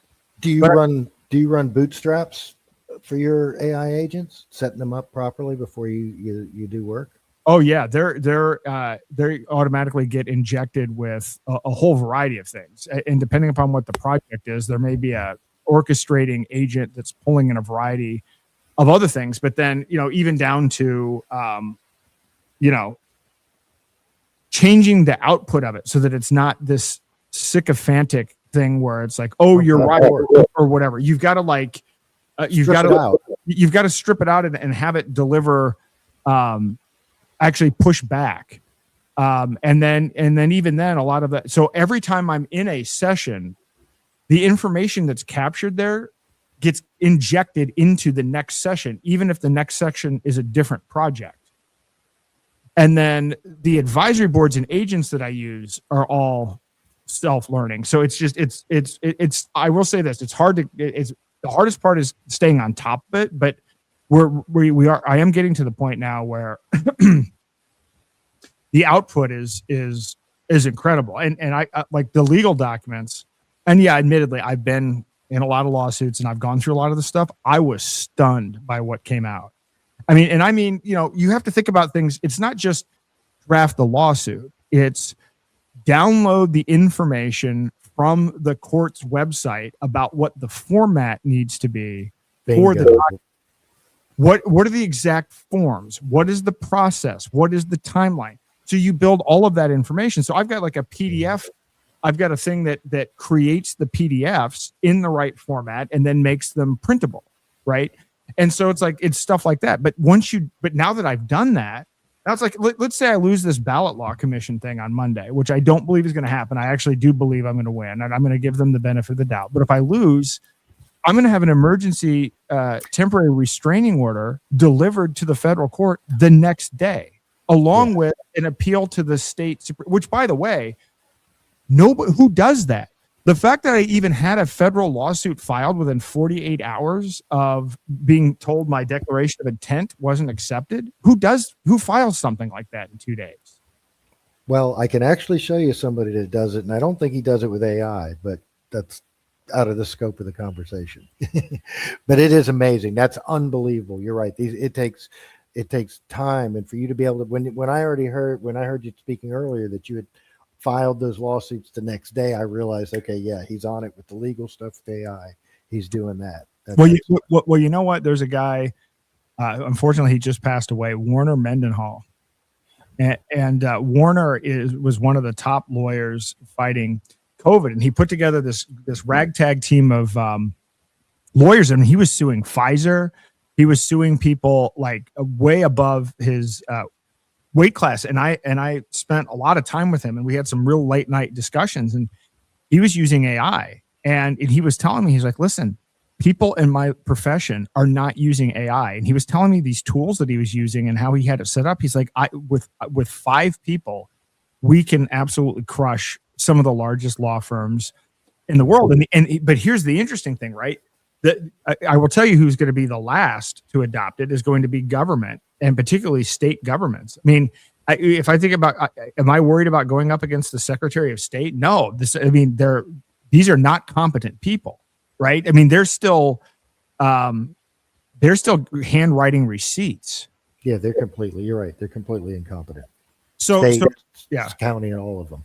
So to be able to like go up against them in court, but then I'm like, okay. And, you know, maybe this is another one of these things where it's like, it's completely absurd that I'm saying this because I've got a set of experiences where I can do this. But if you made these tools easy enough for somebody to, you know, file a suit against their local data center or whatever, you could also put together training materials to teach people about the rules. So if you're pro se, it's like, okay, this is how you address the court. This is how you handle objections. You could give people like these mini crash courses in how to just get caught up on some of the basic rules. You could have a revolution of people doing this stuff pro se. And I'm not saying everybody's going to win or everybody's going to be, you know, good at it, but how many people do you need? Like, because the litigation, my estimate is, it's going to cost the Secretary of State $25,000 to $50,000 to fight this in court, this federal lawsuit, and it's going to cost me filing fees and gas. I mean, the time and opportunity. I mean, it's not nothing, but I mean, it's like, I mean, the irony is, if I hired a lawyer, which I could hire a lawyer, and we won, then actually the state would have to pay legal fees. What about using the AI to request the budget of every county, city, school board, and state, and make FOIA requests all over the place, and then post all this stuff to the web for people to use for free? I mean, I had to do it for my school board during COVID. I made them give me their accounts payable. Well, I'll tell you, that's one of the things that I did. In this case, I wanted it's a 91A was the right to know request here at the state level. Mm-hmm. And I had the AI spit out the 91A, because what the state will do is, if you're not meticulous about the way that you ask for the information, they're going to go out of their way to do everything they can to legally not give you the information. But I mean, AI is great for that. So I wrote a 91A request, and they have 5 days in the state of New Hampshire to either, you know, respond to the request or tell you why they're not giving you the information, or whatever. There's like a menu of options that they have. So 5 days expired, and then I hand delivered a follow-up stating you're in violation of this. And then within 4 hours, they had the information to me, and it was the actual information. I was looking for minutes for a meeting. So you're right about that. It's you could it would be very, very powerful to do the 91, the right to knows, and again, it jams them up. But I will tell Florida, it's even simpler. It's in the Constitution. I think it's Bill of Rights number 23, and you can literally just handwrite. I so and so of whatever county requests this information. You don't even have to put your name on it. It's super simple. They made it so you can't foul them up with the process. You didn't put your date in the right spot or your signature in the right spot, kind of crap. So, and other states like that. And of course, you can use FOIA on the states that don't have it either as a law or in their constitution. But I'm telling you, once you start going through and analyzing these laws, so the Technocracy Atlas that I have right now, I'm going to start expanding it to cities and counties and towns. And because now I bought another NVIDIA DGX thing, and I'm running Quen. So I've got, which is a powerful, I mean, it's right up there with Anthropic, but it's hosted on my machine, and I can run it 24/7. And so like the power of being able to do that is incredible. But I will tell you, if you start examining these laws, people are going to start uncovering a lot of loopholes, and a lot of crazy stuff is going to come out. I was just looking at on your Daylight Freedom yesterday, I think it was, and saw you listed out the AI systems and what you're running in house, and that's pretty impressive. I didn't realize all of what you were running before. Oh, that's actually and that was I didn't even realize until today. I would put it up online, but I don't know if it's they may have some stuff that I don't want to put public. But let me see if I can find, because I just put together the dashboard today of all of these agents that have been created, and it's like truly it's like 500, and which is good. Now I can stay on top of them and then get them to be self-learning and audit them and everything else. But it's like, it's true. I saw that the guy behind Google, the Google AI, the DeepMind guy. I mean, he actually said, and I truly believe this. He said, the future is not going to be, it's not going to be necessarily by the best programmer. It's building these systems and then refining them over time. And that's how you're going to be able to absolutely create what would otherwise be 1,000-person company. I mean, I'm doing like press releases, and I'm like, I work with PR firms before and everything else. I'm like, look, I'm going to build a PR system, and I'm going to have a series of PR agents that find all the contacts, build a CRM, write the pitches, and then even handle the email follow-up and scheduling. Does that mean we have to have a data center in every neighborhood? Does that mean why would do we have to have a data center in every neighborhood so that everybody can do that? Why would you? I'm doing that on my computer. Yeah. Well, yeah, obviously people will have to get a lot more tech savvy and have enough power. It's not something you can run on your desktop computer that you're, even your gaming computer. You can do some. I downloaded a few on my, I don't have my son's got a nice graphics card, so I've used his computer a few times to run the local one from Mike Adams. But I'll tell you what, at the rate this is going, so I paid $4,000 for this NVIDIA DGX. And so, I mean, like based on the technology curve, I mean, this is going to be affordable. I mean, $4,000 isn't completely ridiculous. I mean, given what it can do, I mean, you will say, I mean, obviously it depends on what your usage is, but I've got my money back on the first one in 60 days. And for your usage, yeah, I'm not, no doubt. And if I were using Anthropic for my agents, I still use Claude for really high-end coding. And I will say, by the way, the legal documents that I drafted, I used Claude Fable. With that brief window when Claude Fable was out, I used to draft the legal thing. That model is incredibly powerful. Like I will tell you, when they took it away, I've almost wanted to stop working, even using Claude 4.8, because it just feels like you were lobotomized. That model is, so I can't even imagine what Mythos is like, but I mean, truly, it is next level, and I don't think people appreciate where it actually is. Is that why they were down on, what was it, Wednesday or Tuesday? Anthropic was down for 6-8 hours. I don't remember them being down. I know for a fact because my developer couldn't work. I mean, I had some intermittent problems, but I didn't have that kind of a window. But nevertheless, like it was, people don't understand how powerful this stuff is, and a lot of truths are going to be revealed that are not like even necessarily hidden, but just about how incompetent things are. Did you see? I just dropped. Well, I dropped them in the private chat.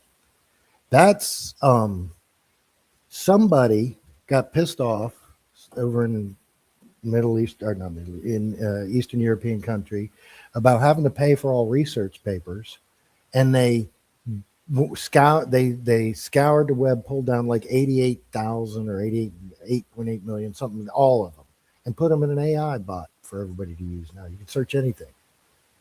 Yep. So that's that one.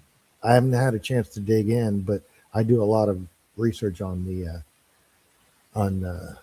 science stuff, and I'm ready to dig in and try this one out.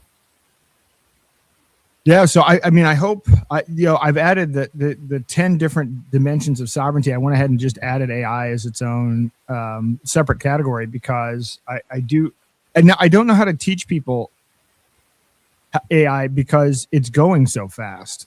And I mean, I tell my wife this. It's kind of like you by the time I would put out a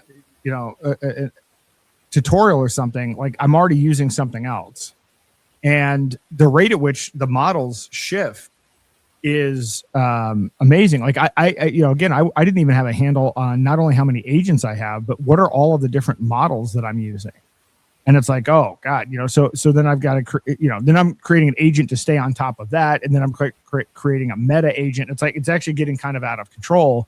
But in the end, at some point, it's going to be like, it's almost magical. It is already almost magical. Like some of this stuff now that when I think about how I was using this over a year ago or a year and a half ago, it's like, wow, but you do get the benefit of your cumulative work. Even if you were working on something and it didn't go anywhere, or was a half finished project or whatever, you can, like, when a new model comes out, you can just pick up the model and finish that thing. But you have all of the research and all of the kind of whatever you put into it, and you're just kind of like finishing it off. So I don't know how to get people to start, but I really hope people take this seriously. And the people that are like completely anti AI are going to be just lost.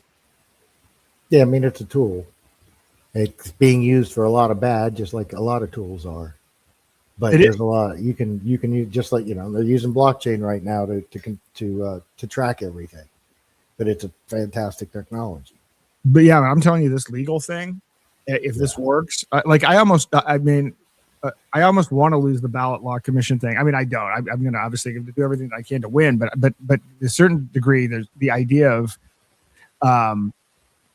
doing the challenge in court is interesting. And I actually have the judge in the case is an Obama appointee, which I have to say, for the first time, I'm happy about. I can't imagine that I'm actually saying that, but I think that it definitely works to my advantage. And no one is lost at the state level. The interesting thing is people just don't pursue it, right? I mean, how many people, running as an independent for Senate are going to file a federal lawsuit? It's not the next day, but it's a new age. Well, the thing is, if it's not the next day, the part of the process is, if it's not the next day, then you're going to lose because of the process. Right. So, because I've got to get these papers in by these petitions in by the you said August, I think? August the 5th, I think, or 15th, 5th. How many do you have to have? I have to have 3,000 verified, 1,500 in each congressional district, but I already have 1,500 in 10 days. So, and I've got a great team of volunteers, including some just I don't even know, like some truly the best petitioners in the state. There one guy in particular, I'm baffled by. It's not only the number that he gets, but he has like an 86% accuracy rating. So he knows his stuff. So somebody says, am I being shadow banned? Yeah, I am being shadow banned. It's weird because it definitely goes in waves. Like I had a good day last week, and then all of a sudden it drops off again. And I have no idea, because there'll be times where I'll get 3 or 4 million impressions in a week. And then other times where it just drops off entirely. And in some cases, the content doesn't change. One thing that I've been putting out, and it's not spamming, but I've been putting out these tweets that are based on the Technocracy Atlas, where they're little summaries by state and by country of here's kind of like the brief of what's going on. And I mean, it might see it as spam. I put out a couple a day because I've got a couple hundred to put out there. But but when I put out the early ones for like Ohio, they went viral and like 150, 200,000 views. And now they get like 23 likes. And I know it's not the content, because I know for a fact that people are very interested in what's going on in their own state. So yes, in short, I am being shadow banned. And it's very interesting to follow the patterns of the content and the timing. I guess that's a good thing to use AI for, would be to look at my analytics and try to spot patterns in shadow banning. Well, I can tell you on X, Go Dig a Lot does not get notified when you DM her. Really? We send her about we have to go in and see it. Whereas if she gets it from somebody else, she gets a notification on her phone, but not from you. And it's turned on. So I know on X you've got some funky things going on. And of course, there's no way on YouTube you can have 3 people watching you, 10 people watching you. Oh yeah, I get nothing on those channels, and same with Rumble. I don't know. I mean, at some point, yeah, I've never had a video that took off on YouTube or even really a clip. And the same is true with Rumble, which is interesting to me. But Mike Adams said that YouTube is so bad that it knows his voice print. So even if it's not, he obviously can't even have an account on there. But if he interviews with somebody else, it actually recognizes his voice print and it shuts it down. Yeah, I remember him saying that to you. That's crazy. So it's only a matter of time. I mean, again, Musk is a technocrat, and there's this content that I'm putting out is accurate, and but these guys control the switch, and so it's definitely a form of freedom of reach, is a form of censorship.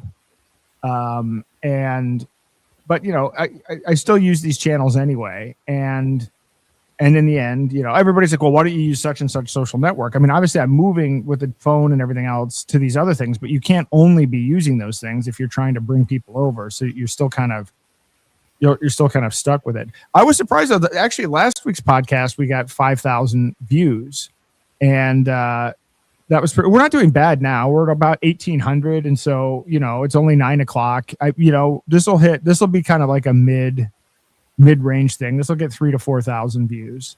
And then you do pretty decent on Twitter or an X, whatever you want to call it. Yeah, I do decent on X. And then, the podcast stuff is slowly growing on like Spotify and everything else. And so, but, do you do anything like, on what Mastodon's on? I know you use StreamYard, so obviously they're doing YouTube, Twitter, Rumble. Where else are you streaming? LinkedIn, which that's a bust. I have like 30,000 followers on LinkedIn, and I'll live stream there and I'll get like 4 views. I have no idea how LinkedIn works. Like it's I mean, that's just ridiculous. Facebook. And then the problem with Facebook is Facebook deletes after a very short period of time. So the videos only stay on there, and sometimes it's flaky. I'm on Twitch, but somebody, I think, probably spammed the comments, but said, hey, we really like your content. We have somebody that can help. So it's a spam thing, but I mean, I'll get like 1 viewer on Twitch. I have not, but one of the things that I'm doing this summer, and part of why I'm doing this agent thing, is it's like, all right, I've built all this content. I've spent no time on marketing. So now I'm going to build like a marketing agent system and start ramping this up and modifying all of the channels. It's so far it's been building the sites and building the tools, but now it's really transitioning to marketing mode. So I think there's a way to get the stuff out a lot faster. But I also, whatever. There's some other stuff going on I can't talk about yet, but let's just say by next year, early next year, reach is going to be significantly higher with respect to the content. Not necessarily my channels directly, but I'm involved with some things that are going to get some wide distribution, and that's the important thing, is getting the information out. But I'm also more interested. I do want this to, and I'm glad you joined here. I want to try to figure out how to structure getting people to come on and participate in the Q&A, and I want to focus, like even the whole point of tonight's episode with Ditch the Dollar, I want this to be about action. So it's like, if you listen to the podcast today, yeah, you can sign the pledge to Ditch the Dollar. And now we've gone through the brief tutorial on how to, download a bitcoin.com wallet. And now you have the website at Ditch the Dollar, and you can on your own. That's, that's step number one. Last week was, here's the above phone. And then next week, there's so many different things, but I want everybody to be able to walk away from an episode with something that they can do to improve their sovereignty. And I want this to be about action, because, podcasts and people do listen, by the way. Like I will say, it's like, sometimes I'll look at this. It's like, all right, well, there aren't necessarily that many people commenting right now. And, it's just you and I in the chat, but I will go to physical events or whatever. And, there's a Libertarian Party thing, and a guy came to the event just to see me there. And I'd never met this guy before. You have a following out there. There's no doubt about that. It is, but what I'm hoping to do is to get people more engaged. And I know people don't have a lot of time, and I know these things are, passive. And I also will say, a lot of this is for me to kind of like brainstorm. So I'll like lay out a concept, but then I learn putting together the material. And then when you come on, and then other people like you come on, this is actually where a lot of my ideas come from, are these conversations. And so, like, even the whole New Technocracy Atlas came from this episode that I did with Craig, where we were talking about Ohio. We had, when we were creating books using Mike Adams' AI, that was interesting. The one that we did about surveillance in schools, like there's just some interesting stuff that's come out of it. And I'm hoping people, I'm going to try to build I don't know how I'm going to do it yet across the different sites, but I want it to become more interactive and more action oriented. We need to push the flock stuff too again. That stuff is just, it's insane. How those have just exploded recently. They're everywhere. There's a couple of sites, Don't Get Flocked and Have I Been Flocked? The Flock Hopper. I think I mentioned those before. Yeah, I've seen those. And have you used it? Have you checked your license plates yet? No. You absolutely need to. Everybody needs to. You need to let's see, Have I Been Flocked? Let me pull that one up. All right, hold on. Which one is it? I'm going to pull it up right now. I think it's Have I Been Flocked? Have I Been Flocked?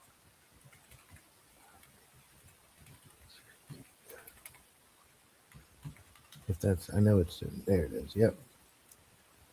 .com. And yes, I know one person personally that we found his driver's license in there, and I'm not license plate. And I know another person in Florida who found out that he had been stalked for a year by four police agencies in Georgia for a following too close ticket. Wow. Yeah, but he's destroyed them. He's got two judges recused, two prosecutors recused, two sheriffs in major F's lawsuits, GBI investigating all of it. Yeah, they tried to bury the guy and they got the wrong guy. Yep. But those, everybody should check that. And the flocks are now, with the latest update, they're picking up all your Bluetooth signals from your phones, your cars, reading your network IDs, any other information they can get when you drive by the cameras. And on the Don't Get Flocked, all you got to do is put your zip code in, and it'll show you every camera anywhere around you. And I believe they have an app where you can chart path. Put in your destination, say drive there without cameras, and it'll give you a route around cameras. Of course, that's impossible depending on where you are. If you're in a big city, that's going to be impossible. Yeah, no, I just saw one here where I am in New Hampshire the other day in a parking lot, a CVS parking lot. Well, they're in all your Lowe's and all your Home Depots. They get a contract with them, so they're in all their parking lots. And how long before? I'm sure Walmarts are selling theirs to data brokers. I'm sure Everybody. Yeah, and of course, every car after 2019, it's sending all your driving data back to the manufacturers of the cars, and they're selling that to data brokers who are selling it to your auto insurance. So if you see your auto insurance is going up and you haven't had a ticket or anything, it's because they're tracking your driving habits. I recently found out how to turn that off in my car. Do that before 2019, cars still did it, but they're on the older cellular modems and they don't connect on the network anymore. Yep. So all kinds of things. And you were saying they're going to have next month, July, our 250th, stocks go on the blockchain. Yeah, I know. I don't even. There's still a chance that the Clarity Act doesn't pass, but I mean, doesn't need a Clarity Act. They just we got 13 coins or commodities now. Yeah, Dogecoin, an unlimited joke coin, Shib Inu. These are commodities regulated now. I mean, this is a joke, right? I mean, you got one address that has 25% of all Dogecoins. And this is a regulated commodity. It's just crazy. And who's the company that owns the New York Stock Exchange, International, whatever? They just invested $600 million in Polymarket. Yep. And then the 16 banks, including the DTCC, just put $300 million into the blockchain company that the DTCC is using. So, by the end of the year, by 2027, because it's all supposed, what is it? These are piloting until October when they unleash the Kraken. And, and guess who's poised to right in the middle of between all the treasury notes that you have to buy because, of course, there's going to be an explosion of stable coins because all the stocks and commodities are now trading against fiat. They're going to trade against stable coins. Well, hey, this is good news that Clarity Act is now, hold on, I guess 49% chance. Oh, no. 44% chance. It's down to 44%. And I'll tell you, look, unless something happens, and again, this Senate race here is more important than people think. This is a bigger deal than people think because not only was it the most expensive Senate race, but I also recruited for the other two congressional seats. And 2016 was the first time since 1854 Republicans did not have representation from New Hampshire in Congress, and they haven't had it since. Wow. And this is what I said I was going to do. And again, the reason this is so dangerous is it's not like what I did was like, I mean, I guess it was unusual thinking, but it's not like it's that rocket science. But at the same time, if people knew this, if you knew you didn't have to spend $5,000 and you could tilt this, then, what if other people woke up to that? What if you did have an organization for it? And, maybe it's a super PAC in a 501c4. And again, you just you pick off the top, whatever the 5 closest races are each election cycle, and you just decide, hey, we're going to put money in influencing these or potentially influencing these unless the party goes well, in my case, not party goes the way that they said they were going to go. It's an accountability tool. You got a front row seat. Why hasn't this been the Free State Project? I mean, I was a Free Stater, but before they voted, I voted for Florida, obviously, because I'm a Southerner. But I was following it for years back then. I saw when they got to the 20,000 and everything and followed, but I really expected a lot more to change in New Hampshire. And why hasn't it? People reach out to me all the time to talk about it. And the problem is, and this isn't the kind of stuff that I put out there because I'm not intending to pick a fight about it. But the truth is that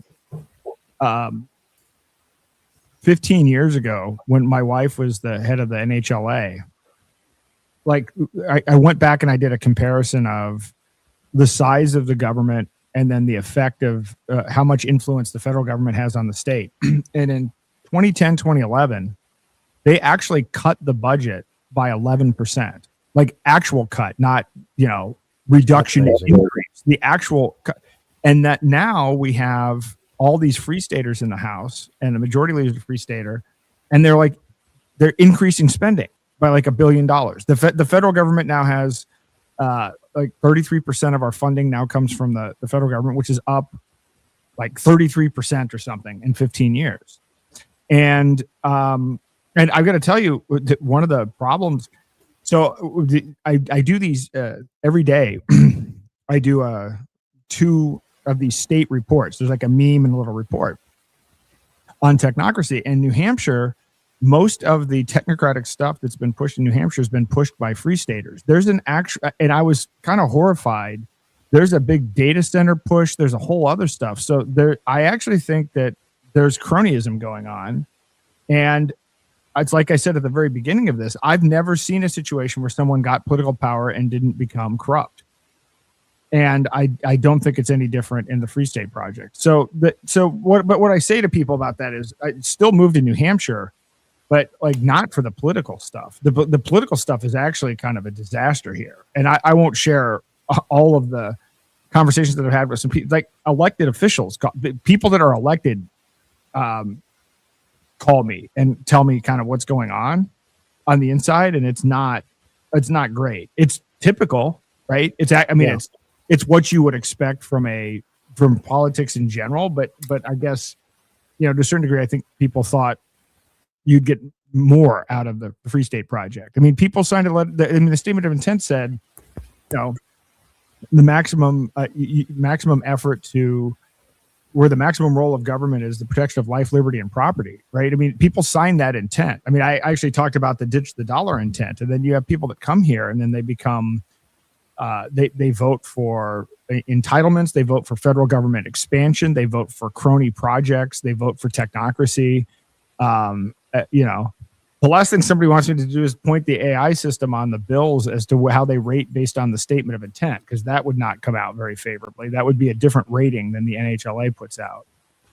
Yeah, no, I was 100% in. I wasn't at a point that I could move, so I never pledged to move. But I was a daily visitor, watched everything with the Free State Project. I thought it was a great idea, and hope more. But I guess they did accomplish things, but then when you've got well-funded, highly intelligent psychopaths with lots of influence who control businesses and our servants that are in there entrenched, they can turn the tide. They control both parties right now. It doesn't matter whether you're Republican or Democrat. My only problem is the Democrats that have TDS and hate Trump. They don't know why they should really be hating this guy. They have their own. And the same thing with the people that hate Biden and the Democrats and all this. They can say all this crap, but they don't talk about, look at this funding that went down. They don't talk about, federal statement number 56, a financial statement where Trump signed away all. There's zero clarity in the federal budget now. Yep. They can, boom, gone.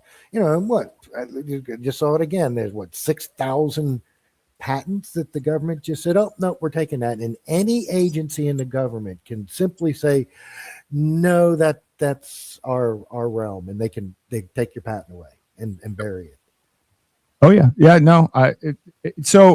This is why. So when I first got actively involved in politics in New Hampshire, the thing that I identified right away is that one of the biggest problems in the state for the Free State Project was the Sununu family. And I learned this in a whole variety of ways. One, there's a whole bunch of funding mechanisms for how Medicaid works and everything else where, John H. Sununu, all the way back to the George H.W. Bush administration. And I wrote a lengthy article about this that no one understands, but basically they found some loophole way to take some Medicaid matching funds and then not use it for healthcare purposes, but apply it to the general budget. And the net effect of this was that now we're like dependent upon the matching funds, and that because we're taking money out of the system for the hospitals, it requires them to be subsidized in different ways, which is where you end up with the certificate of need being used to block out competition. So it's one of these things where it's like somebody might make the argument, oh, this is a clever way of being fiscally responsible. And in the end, the expense of it is you've lost sovereignty to the federal government and you've destroyed free markets in healthcare. Well, the thing is, nobody understands this stuff, but this is the kind of stuff that Sununu's do all the time. And so I'm like, this is what I've always said is the biggest issues New Hampshire needs to be worried about are solvency and sovereignty. And because there's no Free State project if you lose on those. And it's gone the wrong way on these issues. But on top of that, even Medicaid expansion itself, the consultants that were brought in to design the program, which of course ended up not being what they said. They said we're going to be a maximum number of 50,000 new people added. And because of COVID and because of this, there were 96,000 people added. I mean, it was like a disaster, right? And worse than even I predicted in my Doom article about it. And no one even talks about it. People gloss these things over. And, you know, I guess I have a different approach, and people don't like this approach, but I think it's the only way that works. If I'm going to say to you, hey, listen, you know, you should move to New Hampshire, I'm not going to tell you a whole bunch of Pyrrhic victories that we had and basically lie and hype up to you what it's all about so that you come here and find out you get rugged. I'm going to tell you that, you know, this is the best place. I do believe it's the best place in the U.S., but it's at risk of there are existential risks that are imminent. And if you were going to do things properly, you can't just win the House. You have to win the Senate, you have to win the governor, and you have to cleave off these ties to the federal government, which are massive and controlled through two major political dynasty families in the state, the Sununus and the Shaheens. And but people want to say, oh, well, it's grassroots from the bottom up. That's naive. And so the political movement has been based on a belief that it is grassroots from the bottom up, and it still acts that way. And it's like, so then if you zoom out at what's actually happened, and if you're not in it, I'm sure if you're in it every day, you look at these small wins and you're like, yeah, we're making a lot of progress. If you zoom out and you look at what's gone on with the budget and how much control the federal government has, it's been a complete ass kicking. But no one wants to hear that because they've built identities around the idea that it's from the bottom up. And so no one wants to hear you say anything differently, and you will be attempted to be ostracized if you do that. But I've gotten to the point where it's just like, I don't like, if I gotten back to politics locally, I'd have to start by removing 25% of the people that I got elected. You know what I mean? It's like, and because of that, because there are 424 people in the legislature, I realized there's no way to sustainably do this because, you know, they make $100 or whatever. But the other joke about it is it's like, okay, how hard is it to win at the local race? I mean, nobody cares about local. People care more about town politics than they do about state. State is just kind of like this, right? Like, you know, who knows? People don't care who their state rep is. If you got elected, it probably has as much to do with what your last name was. And, you know, more than anything else, you're positioning on the ballot. It's not like people are doing deep research on these candidates. And so, 100%. I mean, we're experiencing it down here. I mean, our governor, who I could go on about several bad things that he's done that have trapped us, but, you know, he's trying to get rid of property tax. And you know who's fighting him tooth and nail?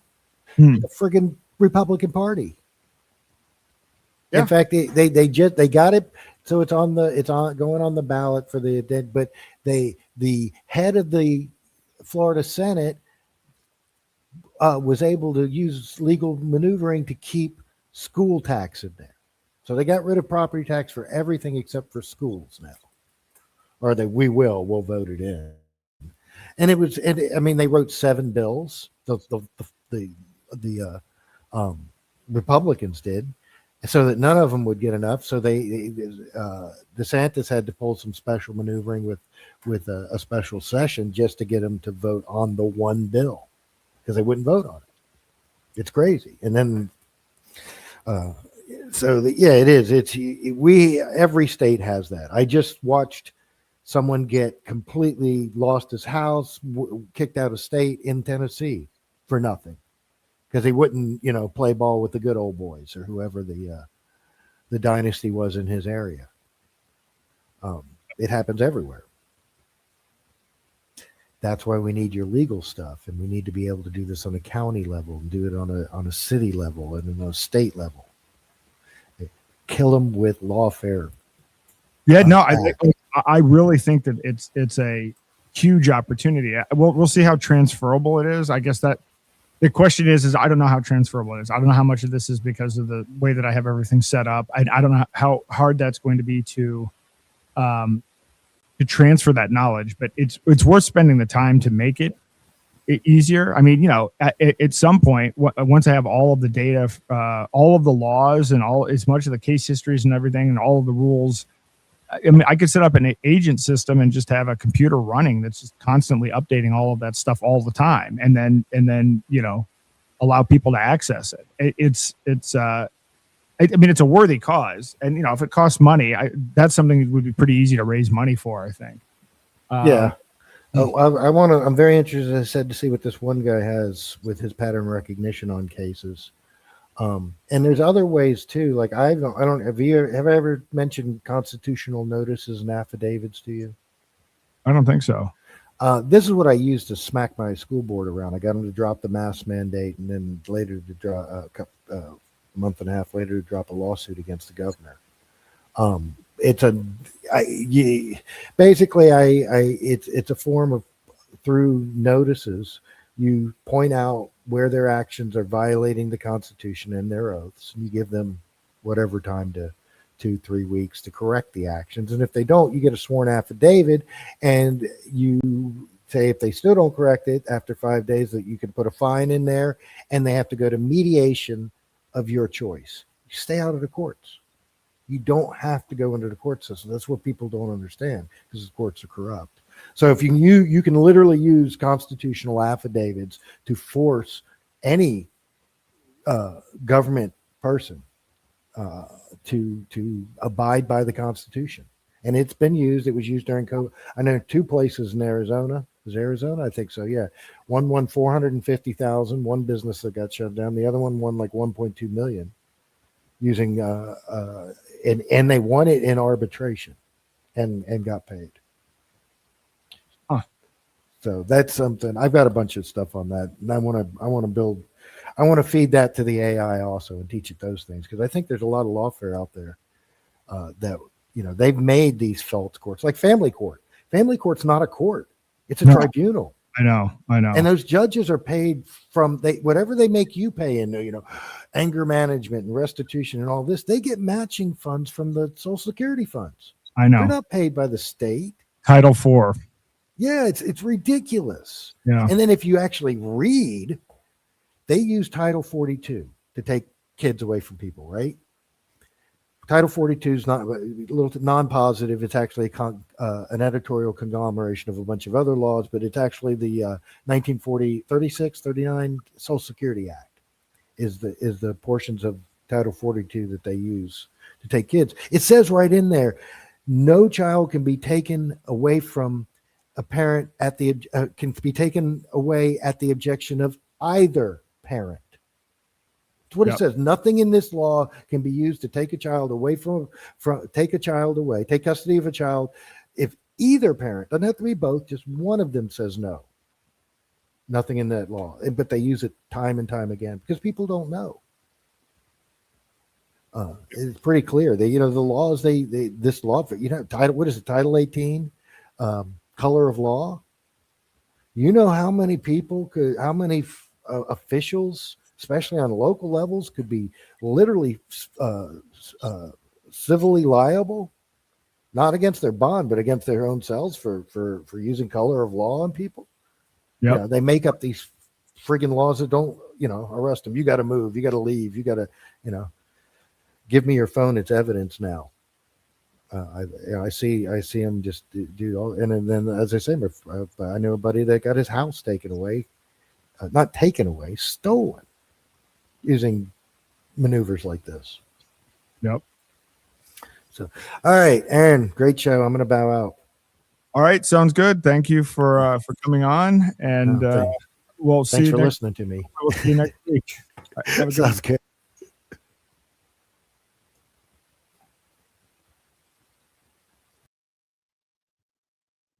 All right. Let's see. What we have here.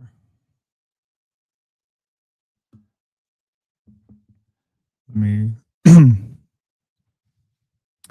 Well, I think this is probably a good time to end it. We've been going for about 3.5 hours. So, well, anyway, just to wrap up, check out ditchthedollar.com, sign the pledge, and actually start taking steps.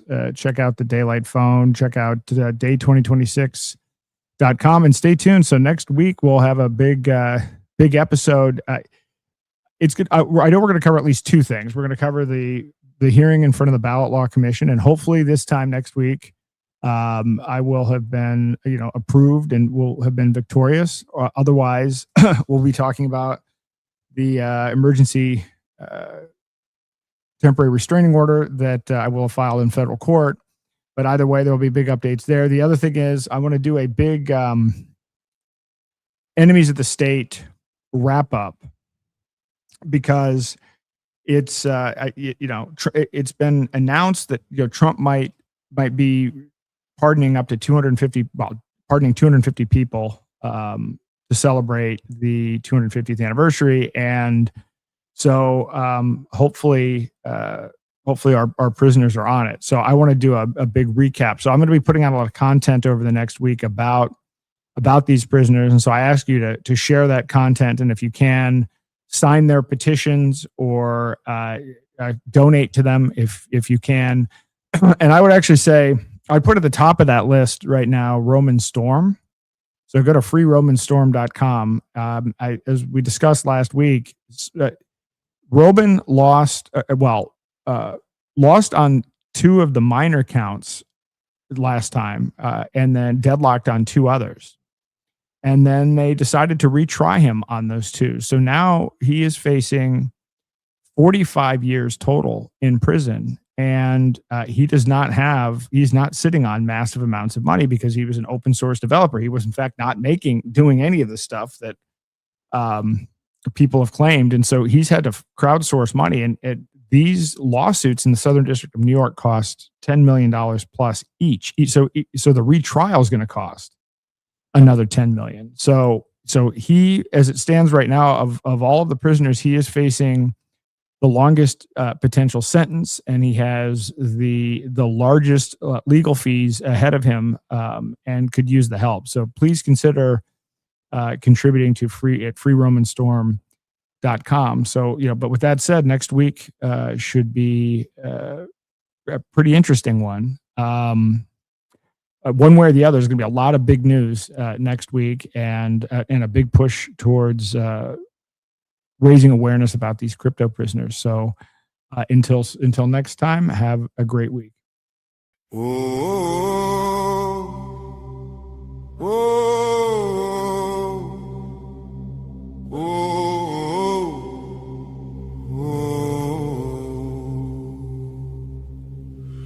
Live free or die, but that's not the worst. It's waking up empty, it's dying of thirst.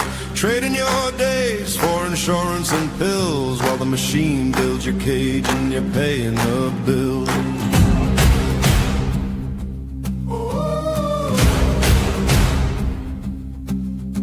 Quiet desperation, that's the real grave. A life half lived as a comfortable slave. This ain't what you were born for, you know it's true.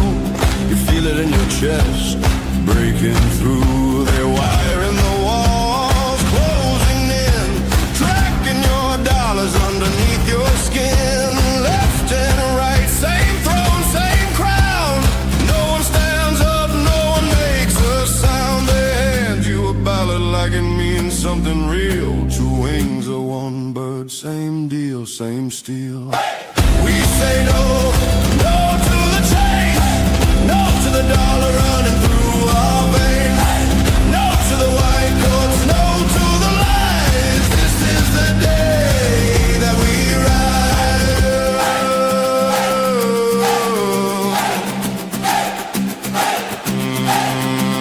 It's hers right here, it's hers right now. Your rights are yours, you take them back, not giving out. Not from the left, not from the right. They were always yours, now step into the light. The daylight breaks, a new day comes. We take it back, every last one. Live free or die, we fan the flame. Nothing will ever be the same. Fan the flame.